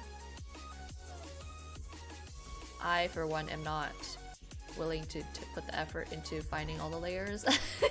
That's why I usually try to work in like only a couple of layers. It's not drive myself crazy. But you can see how quickly it helps you add the color in there while keeping all of that brightness in there. This is not like a perfect solution, obviously. You're gonna have to go in and do some minor adjustments.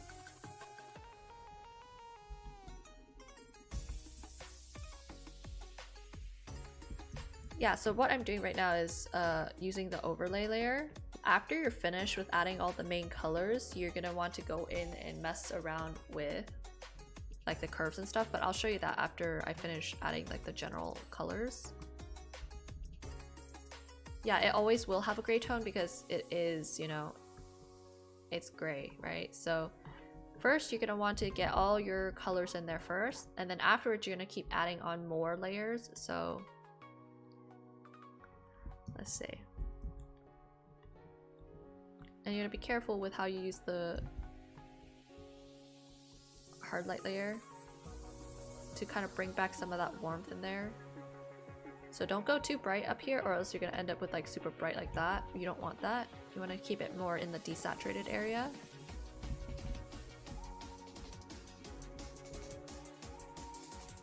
And then you can even go so far as to use a little bit of the other modes. I don't want color dodge, maybe I want overlay.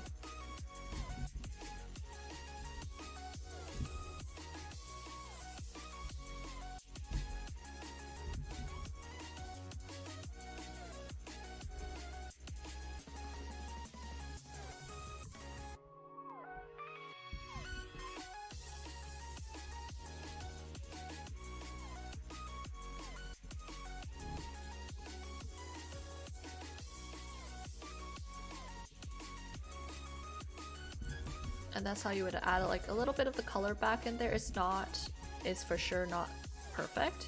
You'd still have to go back in manually and fix some of the colors for yourself. But you can see how like these two. This is the original like gray layer, the grayscale. Like I'm just adding color into everything.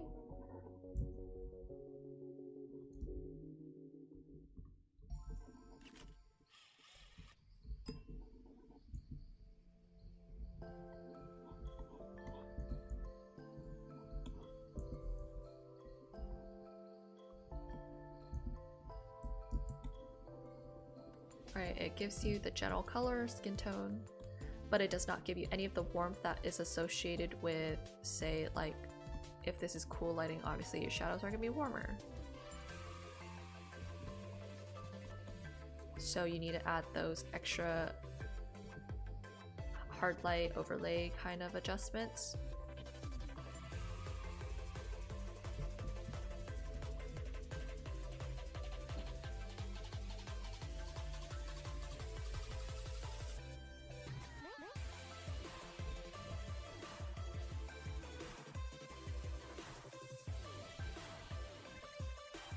I'm gonna see if I can lower that saturation of that lip a little bit.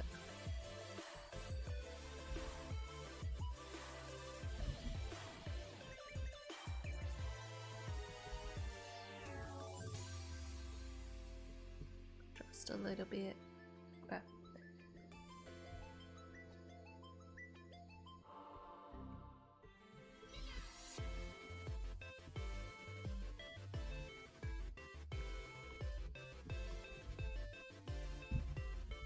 And I want to add that green blue tint in there real lightly.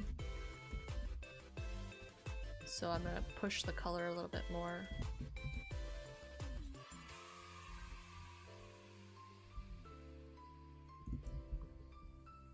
And you'll notice that I go pretty low into here.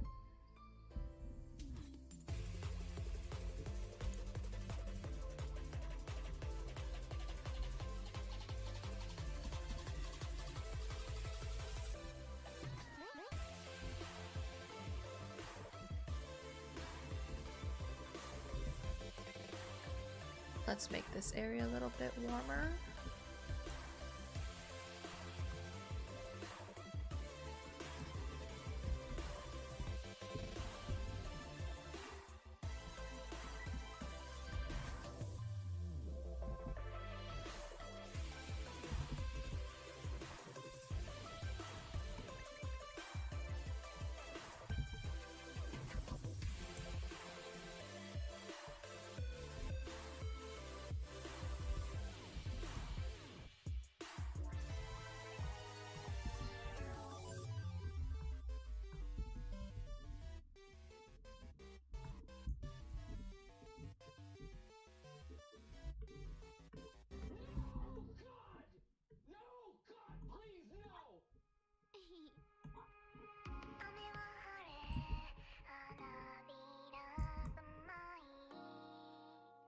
You keep in mind, I literally am just on the overlay layer, and this is all the colors I have been using so far.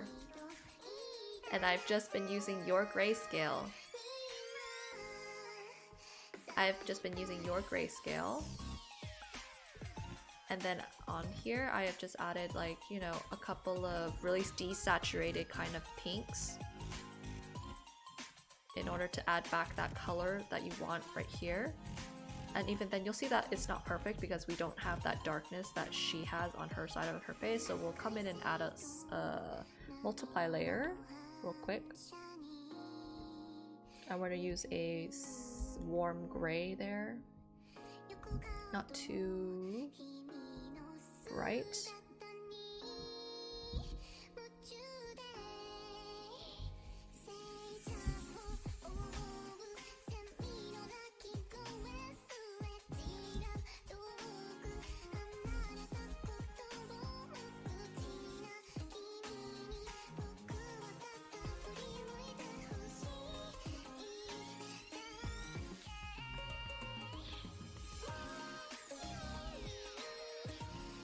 Then if I want to add back that orangey kind of highlight, I use a little saturated yellow orange right here. Mix that color to create that edge right there, you see that? I want to make sure this side is darker too. So when you want to go darker, make sure you stay in the gray areas. I don't want it so bright.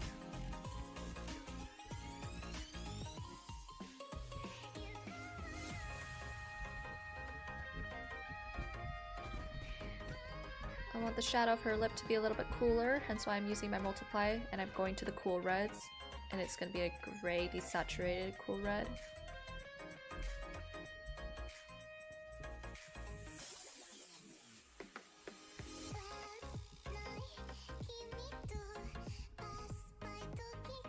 Real quick, let's get her eyes in there.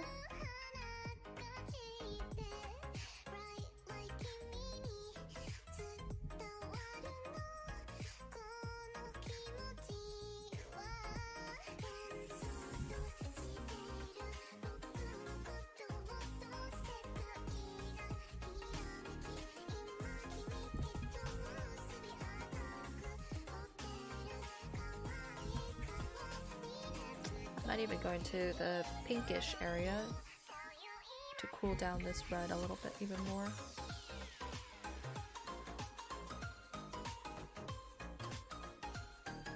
The coat? Nah, the coat's fine. I would say only thing I would do is where's my overlay layer? I need to make it a little bit darker so it matches this darkness. Right, so it.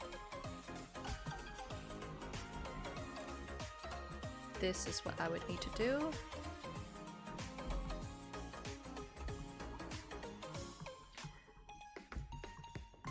It would have to match this darkness or it would look super out of place.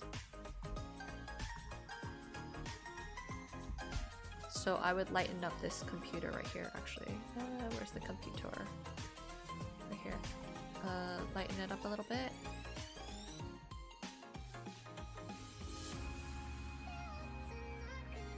Because this is a very similar shades right here, you see that?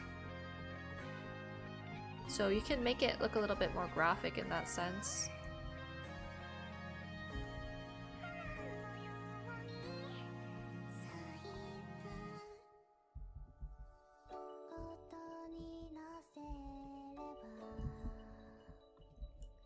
I need to cool down this side a little bit.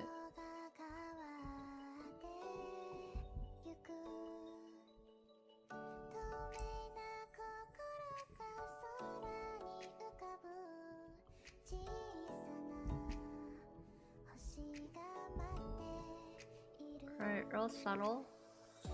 I still need to get that shadow that's happening here. We don't have that shadow here and it's bothering me. So I'm using my desaturated red that's cooler, so it makes sense.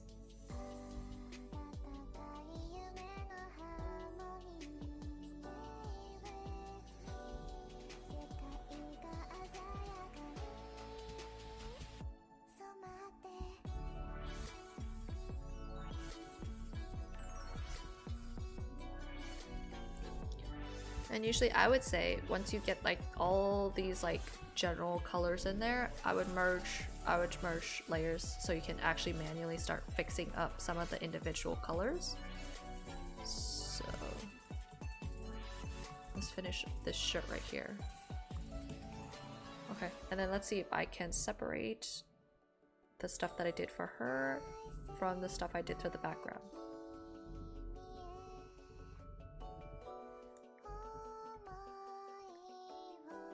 Alright.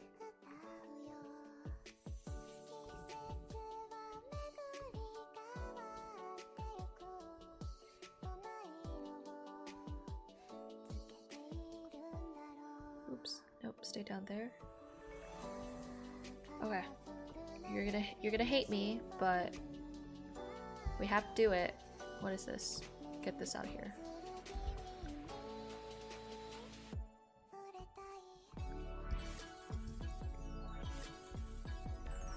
You have to do it, because no matter how much you're gonna mess around with the layer adjustment layers, it doesn't beat being able to manually fix some stuff.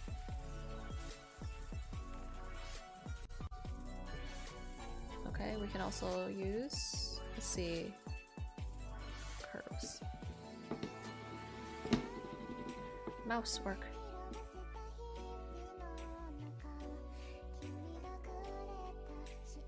There's no formula for curves. I don't understand it either. I just mess around with it till it looks right for me. So this is the dark area, this is the light area, so let's bring it back closer to.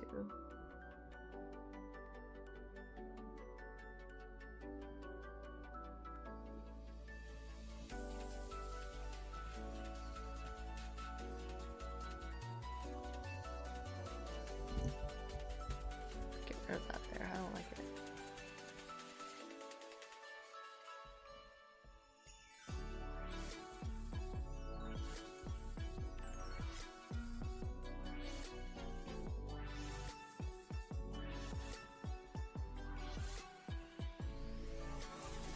Okay, very subtle changes, not too crazy.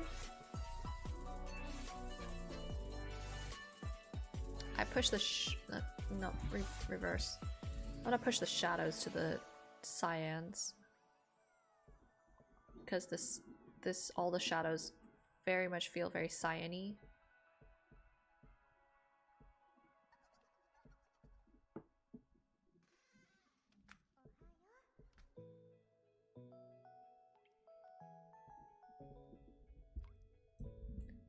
Alright, and then I'm just gonna reduce that saturation. Here's a little too saturated for my taste.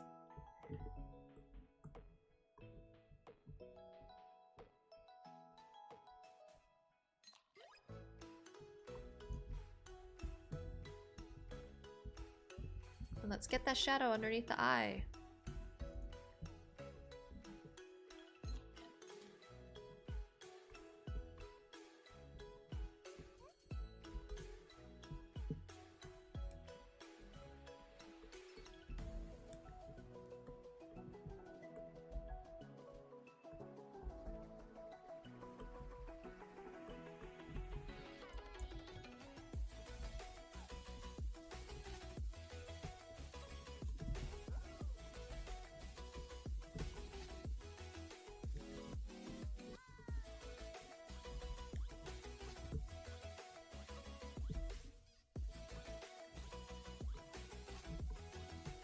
Right now I'm just getting that really dark shadow that happens from her eyeliner.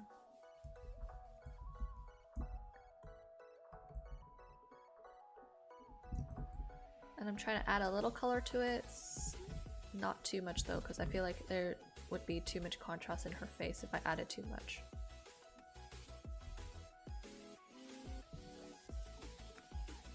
Maybe I need to use a different value. Yeah, a little bit better.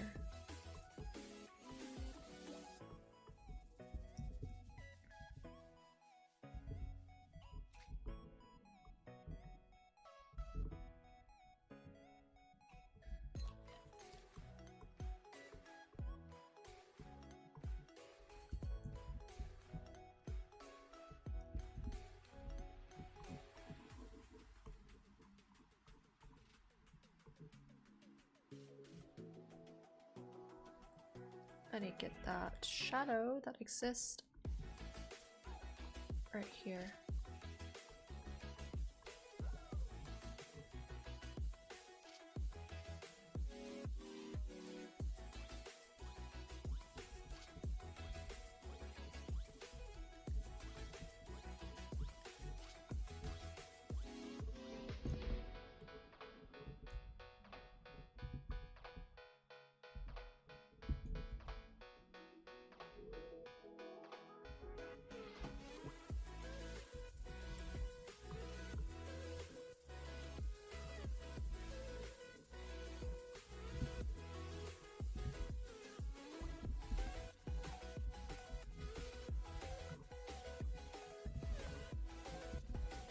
Goes not so bright.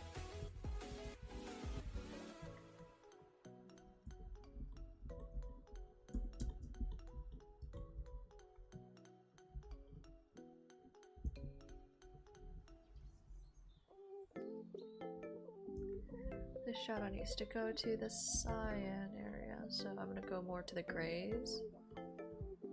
I'm gonna cheat a little bit too.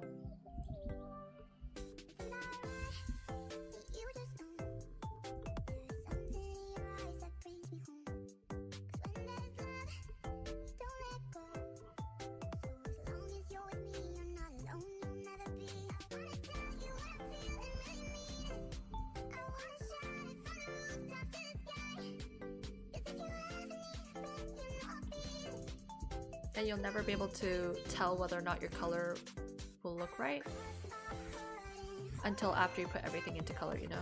I want to make this more orangey.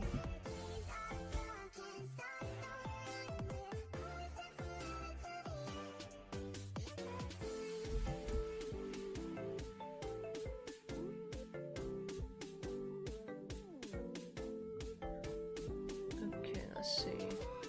Let's push this more towards the orange. There.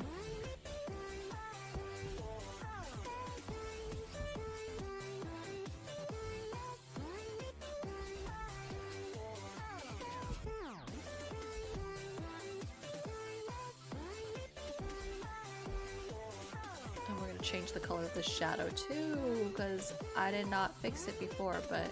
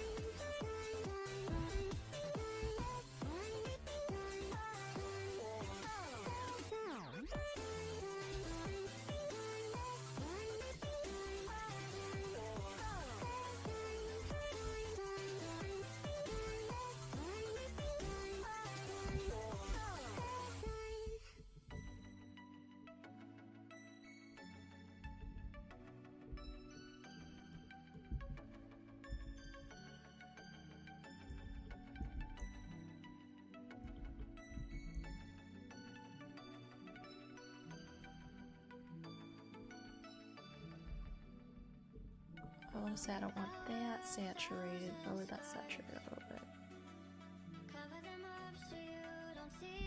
Better.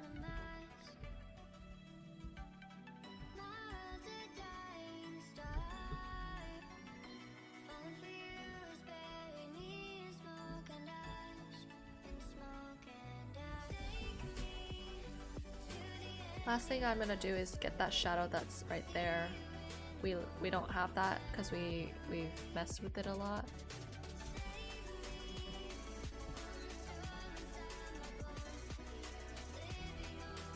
And you'll notice I stay in the gray sections because I don't want to mess with the colors too much.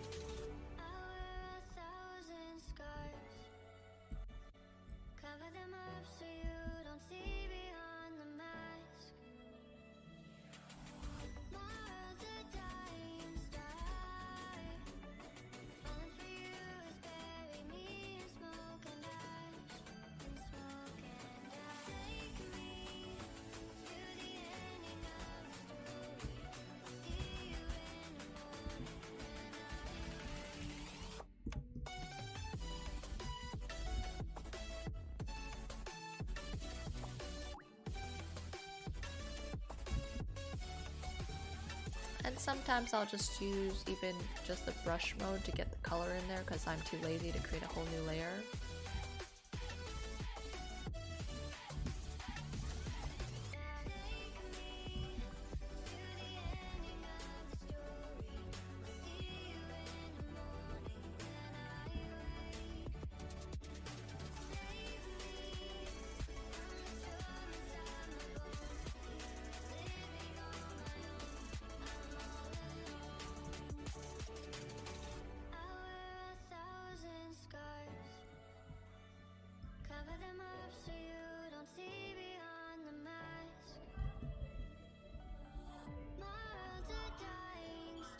Then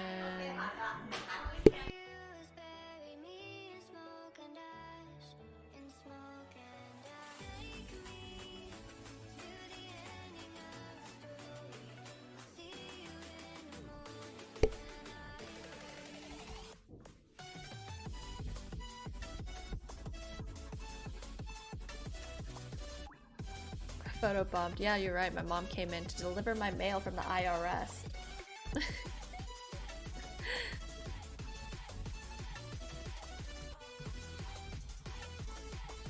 Anyway, I just added the really subtle changes to the eyes, added the redness that needs to occur from the inner lid.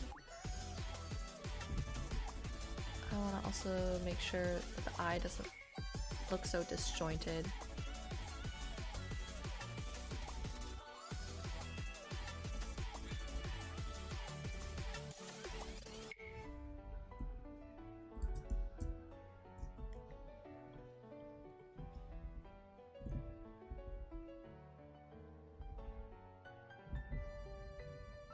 Right, so that's the general idea for adding color to your pictures from grayscale. It's like the quick and easy method to test out colors without being too committal, or if you have like a general idea of like how you want the lighting to be, but you don't know about the colors, that's where you can, you know, do everything in grayscale first and then add the colors later, and it doesn't feel too hard for you to add the colors. And so after I fix the face, showed you how to add color, I kept one layer, the overlay, okay? But everything, if you remember, I just added a whole bunch of hard light, overlay, multiply until I got to the color. I would say it's like a different work method. For sure, I think if I'm just trying to do like a portrait, then I don't like to use grayscale just because I feel like it's so hard to transform from the gray all the way and then add back the warmth of the skin, because you definitely don't have the warmth of the skin when you use just overlay. But if I'm saying I'm doing a more elaborate piece, like bigger wise, then I would say maybe grayscale is easier for me to try to get the lighting down, especially if like I'm like sitting there, I'm like, I have the sketch down, but I don't know how I want to height and light, like elevate the piece, and so I want to play around with the lighting, and then in which case I don't want to think about color also when I'm playing around with lighting. I just want to focus on lighting, so I go using grayscale, and then afterwards that I would throw everything over it and then do some color. But obviously it just, you know, it's like sometimes you feel like you want to do one workflow over another, and that's all up to you. And that's kind of the fun of being an artist, the experimental phase a little bit. It's both frustrating but also really fun when something turns out really, really cool. So yeah, bottom line, art is confusing. I don't have a exact answer for you for about which workflow is better, because sometimes I just say fuck it all and I just go directly into the color because I already have an idea of how I want the color to do. Like with let me see, which one was it? Where's my flower one? E, F, F, F, F. For this one, I think I started off as grayscale also, because I honestly didn't know how I wanted the color choices to work, but I knew I wanted the lighting to be this is the brightest, so that's why I end up with these two combinations. And so I just test them out. I'm like, okay, maybe I like the green, but then I really can't see the glowness of the flower hat.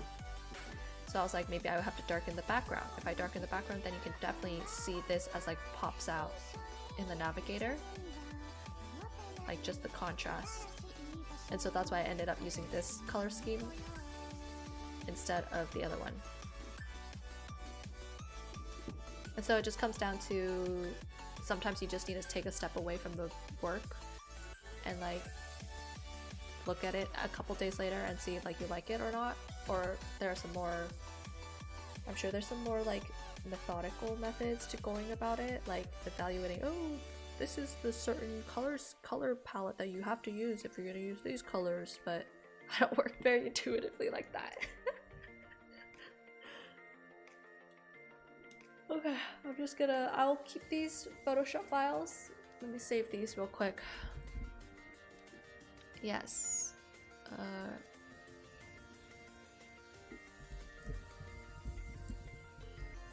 But you're gonna hate me. I didn't keep the line layer. I was like, fuck it, I hate having the line layer separate, so.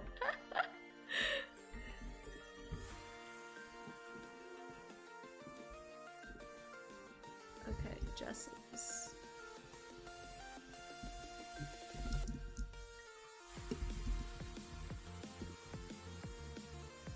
I feel like at some certain point when I'm working, I just always never have the line layer anymore. That's why I always duplicate the line layer before I do anything, in case I hate it and backtrack.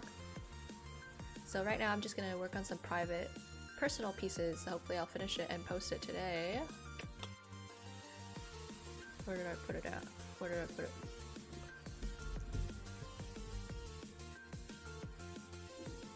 This one, yes. I'm already at the stage where I've merged line layers and I'm starting to render everything all together. I kept my hair separate because the bangs are gonna be a bitch and a half if I kept them all together to try to fix.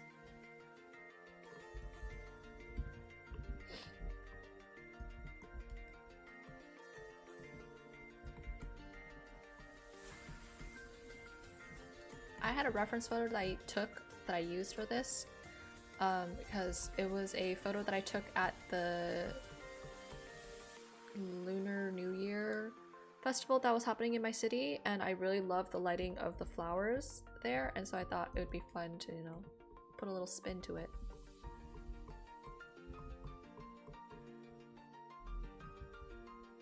Hello, hello. I'm just gonna take a quick Mizu break. Welcome, welcome.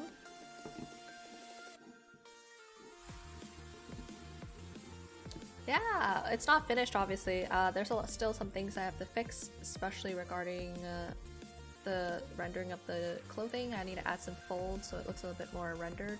Still gotta figure out the lighting a little bit. And when I need to figure out the lighting, obviously, I gotta bust everything back out into black and white so I can actually see whether or not I'm doing a good job.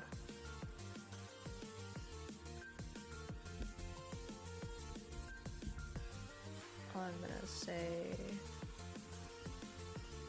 I'm gonna make these a little bit darker.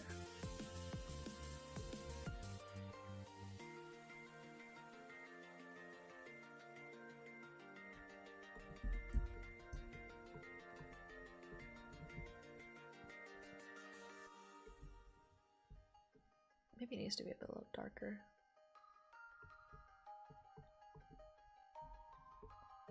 Because I want to make sure this hat still somewhat glows, and if everything else is still too bright, then obviously it's not going to glow, right?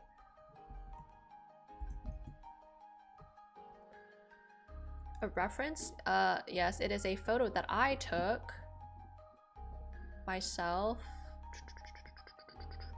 at the Chinese New Year festival in my city, and since I thought this gorgeous lighting right here is absolutely beautiful, why not make it into a piece to practice my foliage skills, because I'm garbage at it.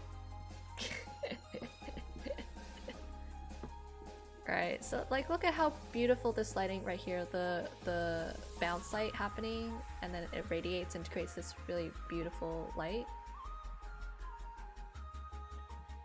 So I'm gonna make everything a little bit darker, honestly.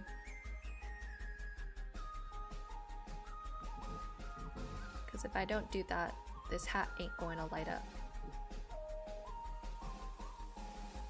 Yeah, right? Foliage is so freaking hard, but I think what I have learned from this particular piece is that you gotta start with like the darks. If you don't start with the darks, it's going to look really whack. I didn't. God damn it, I hate wand tool sometimes. Okay. But yeah, you have to start with the darks and then add in the lights and try to group up the leaves or the flowers together, or else it's gonna look really disjointed. Like, you see how I like group up this chunk right here, group up this chunk, this shadow chunk. Like, it's better to do it that way. And like, if you zoom out of my original picture, like this is one chunk of shadow, one chunk of shadow, shadow. Like, okay, so if you are struggling to figure out where to do it, you need to put everything into blur, okay? That way, when you look at it, you're like, okay, so this is a dark area, right? Look, you can totally tell, like, this is the dark area, this is the light area, and that's how you would know where to group it. And a hot tip for when you are actually painting it down, then when you're doing shadows or any kinds of organic shapes, don't have too symmetrical of a shape. Like, look at how I have this like really long section right here, break up this section so it looks like a little wobbly kind of thing.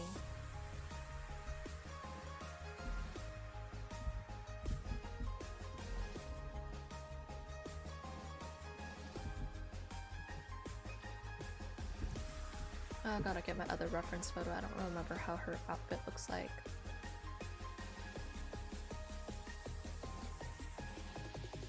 This is based off the other painting I made last year. Because it was so fun to mess around with this design, but I also hated my life trying to figure out the colors for this one.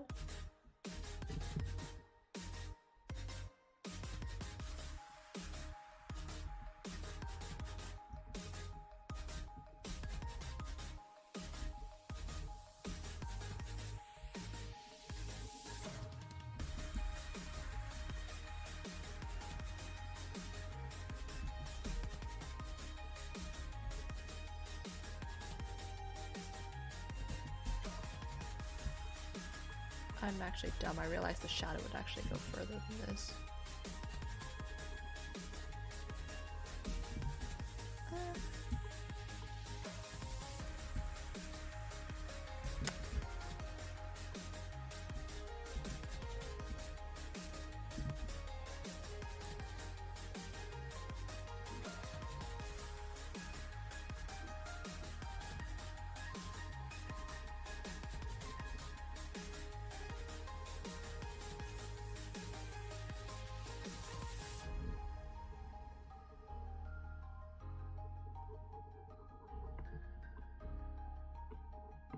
I'm just adding this shadow here just because I feel like I want to break up this big chunk of pink that I have here, and it would help make everything that's supposed to be light shine that much brighter.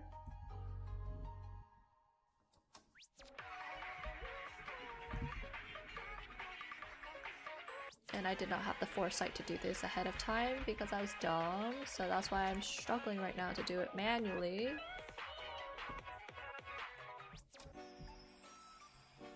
And I know I can do this with the multiply layer, but I also think it would not look the same.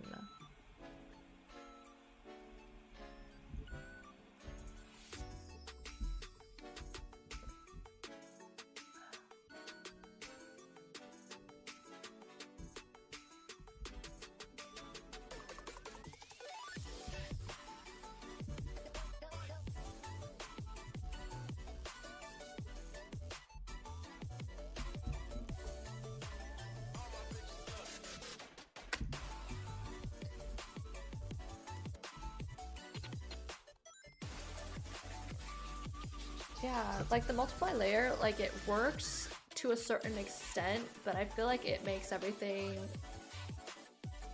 yeah, it's just dull. It grays it out because you're basically mixing the color. So if you're using a color that wasn't already close in the family color relationship, it makes it turn into a gray, in which case you're like, bruh, fuck this shit. Might as well like just color it myself.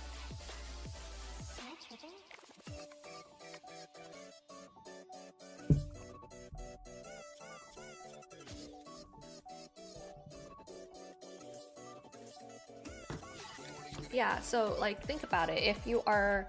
If the base background color is say like a light blue or a blue, just a blue color, and then you lay a orange on top of that, obviously orange and blue are complementary colors, so that means they're going to be exact opposite on the wheel and they're going to create a gray color. So it's disgusting what happens.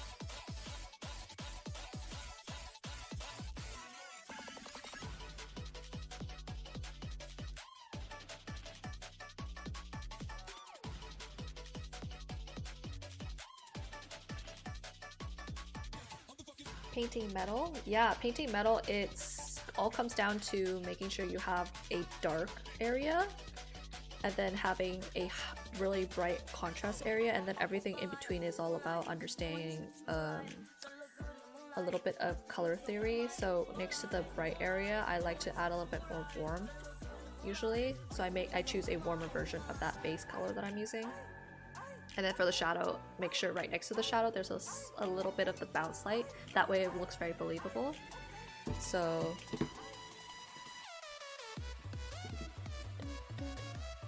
oh shit, I'm sorry. So where is it? Like this is not exactly metal. This part is metal, so you see how like next to my darkest value I have a little bit of the bounce light that helps sell the illusion that it's metal like. I have no formula for why it works, but it works. Like I don't actually know the theory behind it, but it looks like it, right? So I'm just gonna keep using it.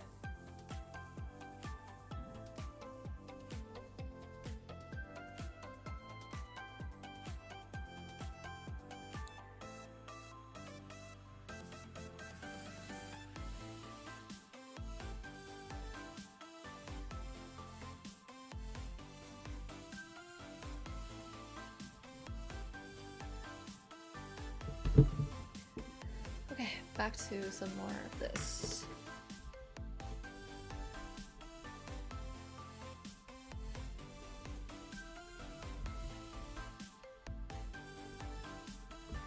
And this reads as green because this whole thing is red, but I am pushing everything towards like the desaturated gray, which cools it off, so it gives the illusion that it's like kind of bluish, grayish. Yes, it's just all about that contrast, like very important contrast. I think I have another piece that I did more metal stuff in. Let me see if I can find it.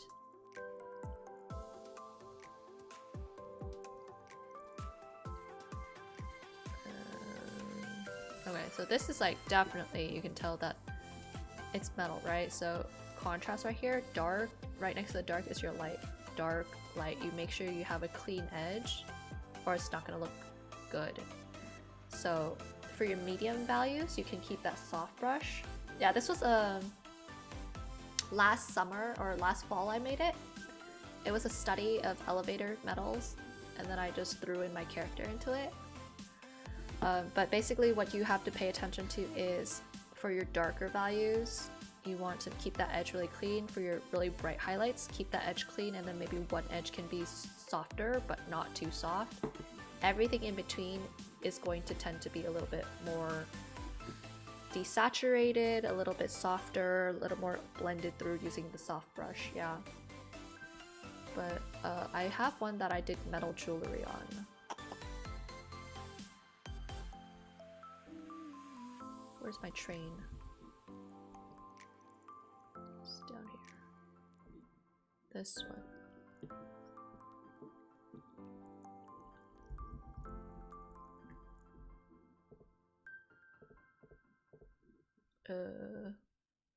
here. Like for the metals, you see that right next to the darkest area, I usually tend to add an extra bounce light. And then I add it's usually a lot of desaturated colors in the middle, and then right next to the highlight or next to the shadow is the most saturated colors. And rip the page right out of Wallop's technique skill, get super lazy with these chains, add little speckles of light, and you from far away it looks like actual chain. Lop, the god of god tier. And same for like this sword right here.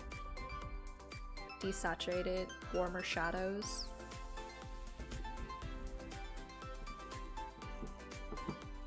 Okay, enough of the distraction. We gotta go back.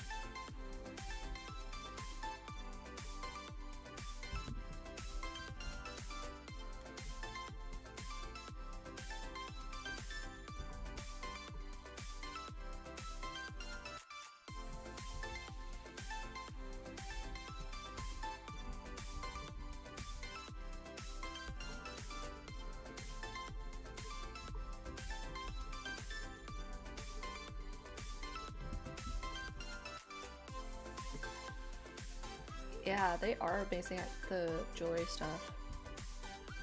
And it's so easy to do it, like when they show you how to do it. It's like I don't have to actually put in the effort to learn how to draw jewelry. You didn't hear it from me.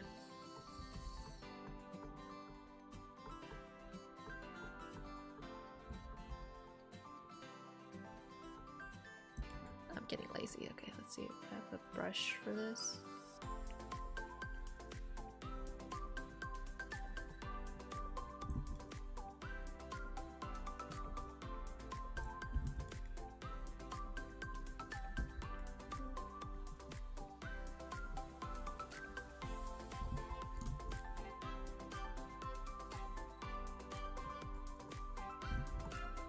Kind of. Oh, yeah.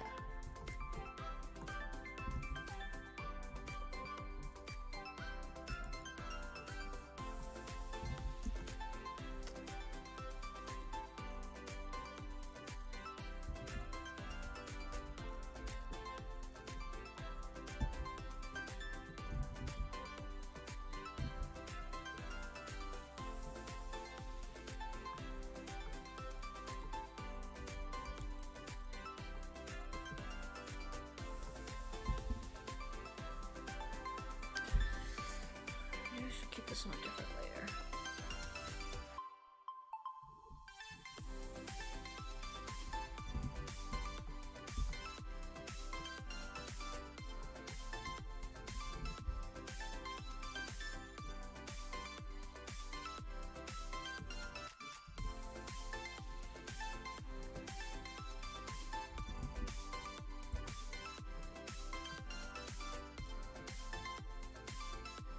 Alright, move everything over. I don't wanna mess things up.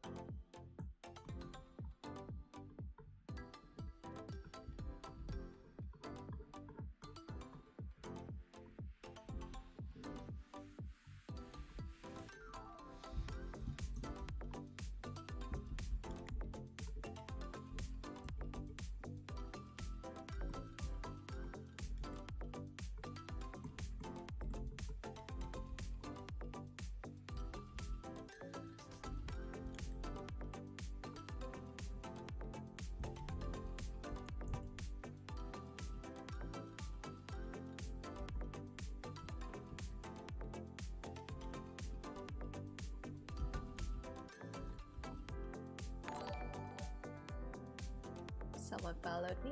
Nice, nice, nice. Welcome to the family. You will see that I don't stream very regularly, so following me is probably the best way to figure out when I actually stream.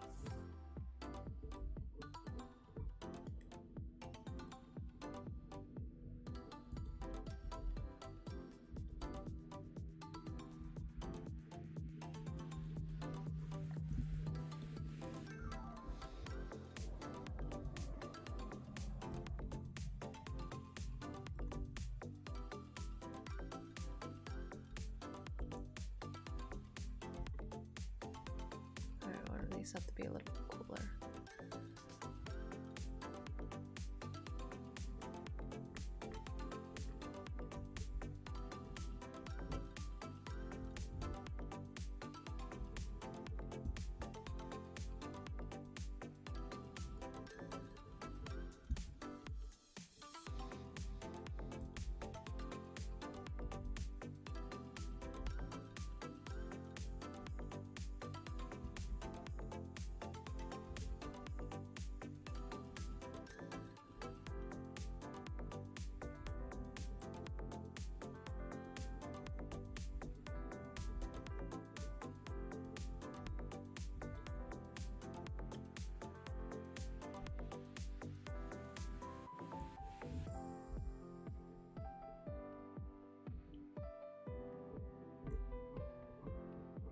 I'm gonna bet this is like not the correct way the fabric should fall, but I don't care. I don't have a good reference.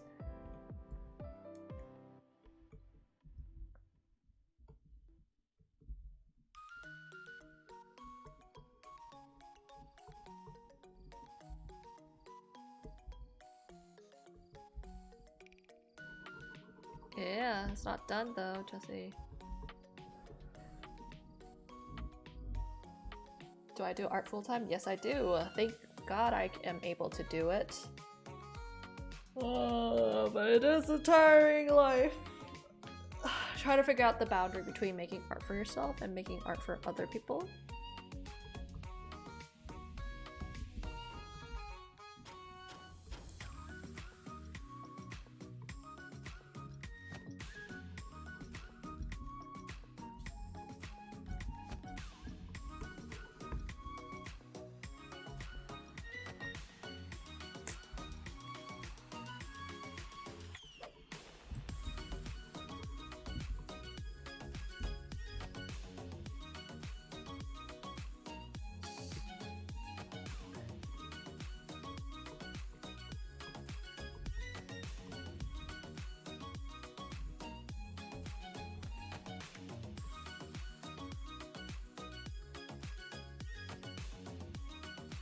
I'm gonna do myself a favor.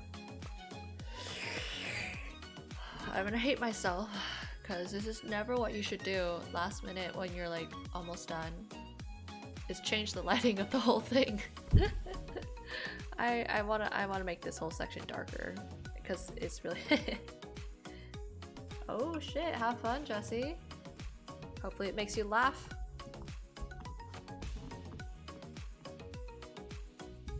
Today did not have as many goof ups in layers, so props to me.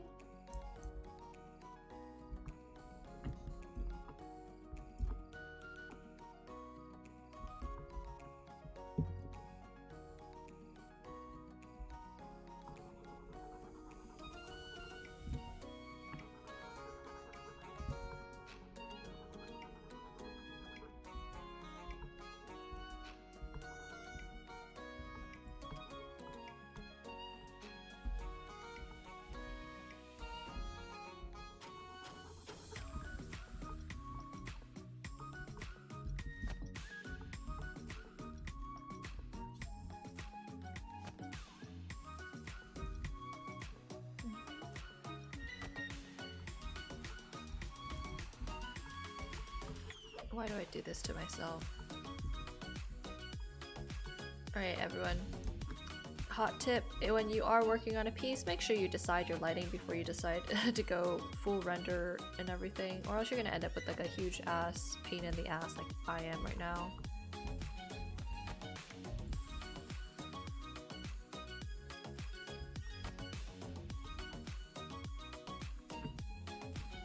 If I hate this anymore.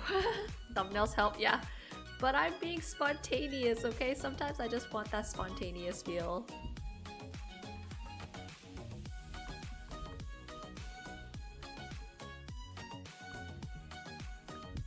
And you'll see just how I'm adding that darkness helps bring everything feel a little bit more unified, or not unified, a little bit more dramatic lighting.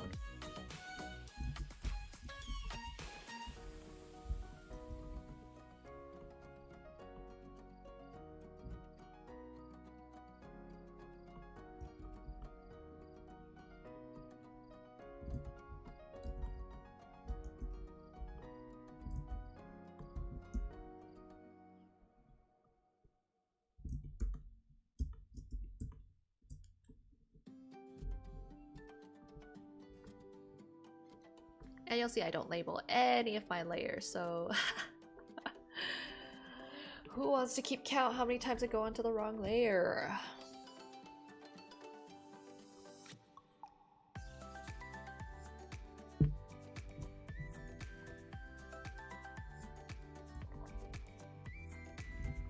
Okay, already I'm on the wrong layer. Okay.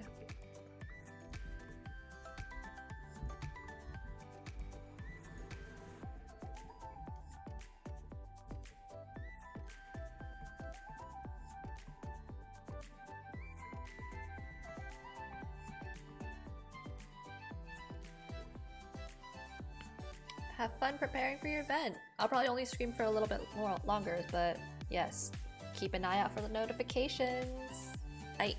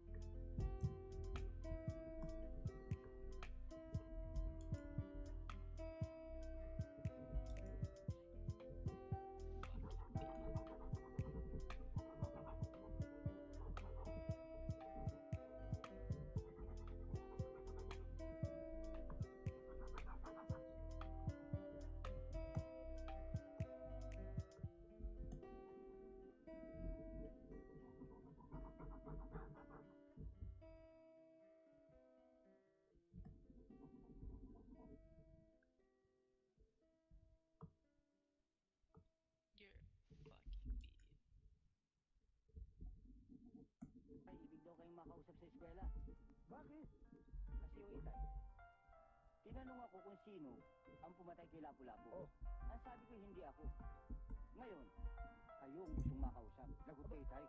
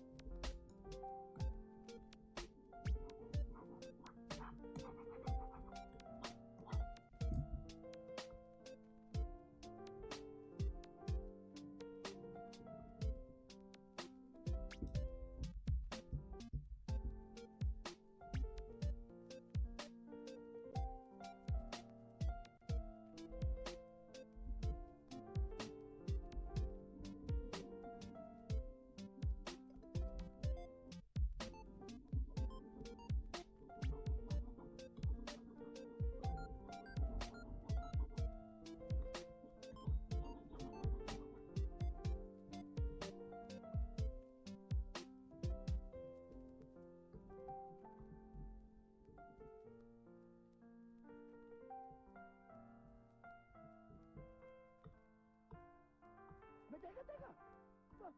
Bakit ako? Lalong hindi ako pumatay ka Lapu-Lapu. Anong malay ko ron? Kayo na lang ho ang Alright, I'll probably call it here today. I have some other stuff to do that I cannot show on stream. So, hope you guys have a good evening, good night, good day, wherever time zone you are, and I will see you next time. Okay, bye bye.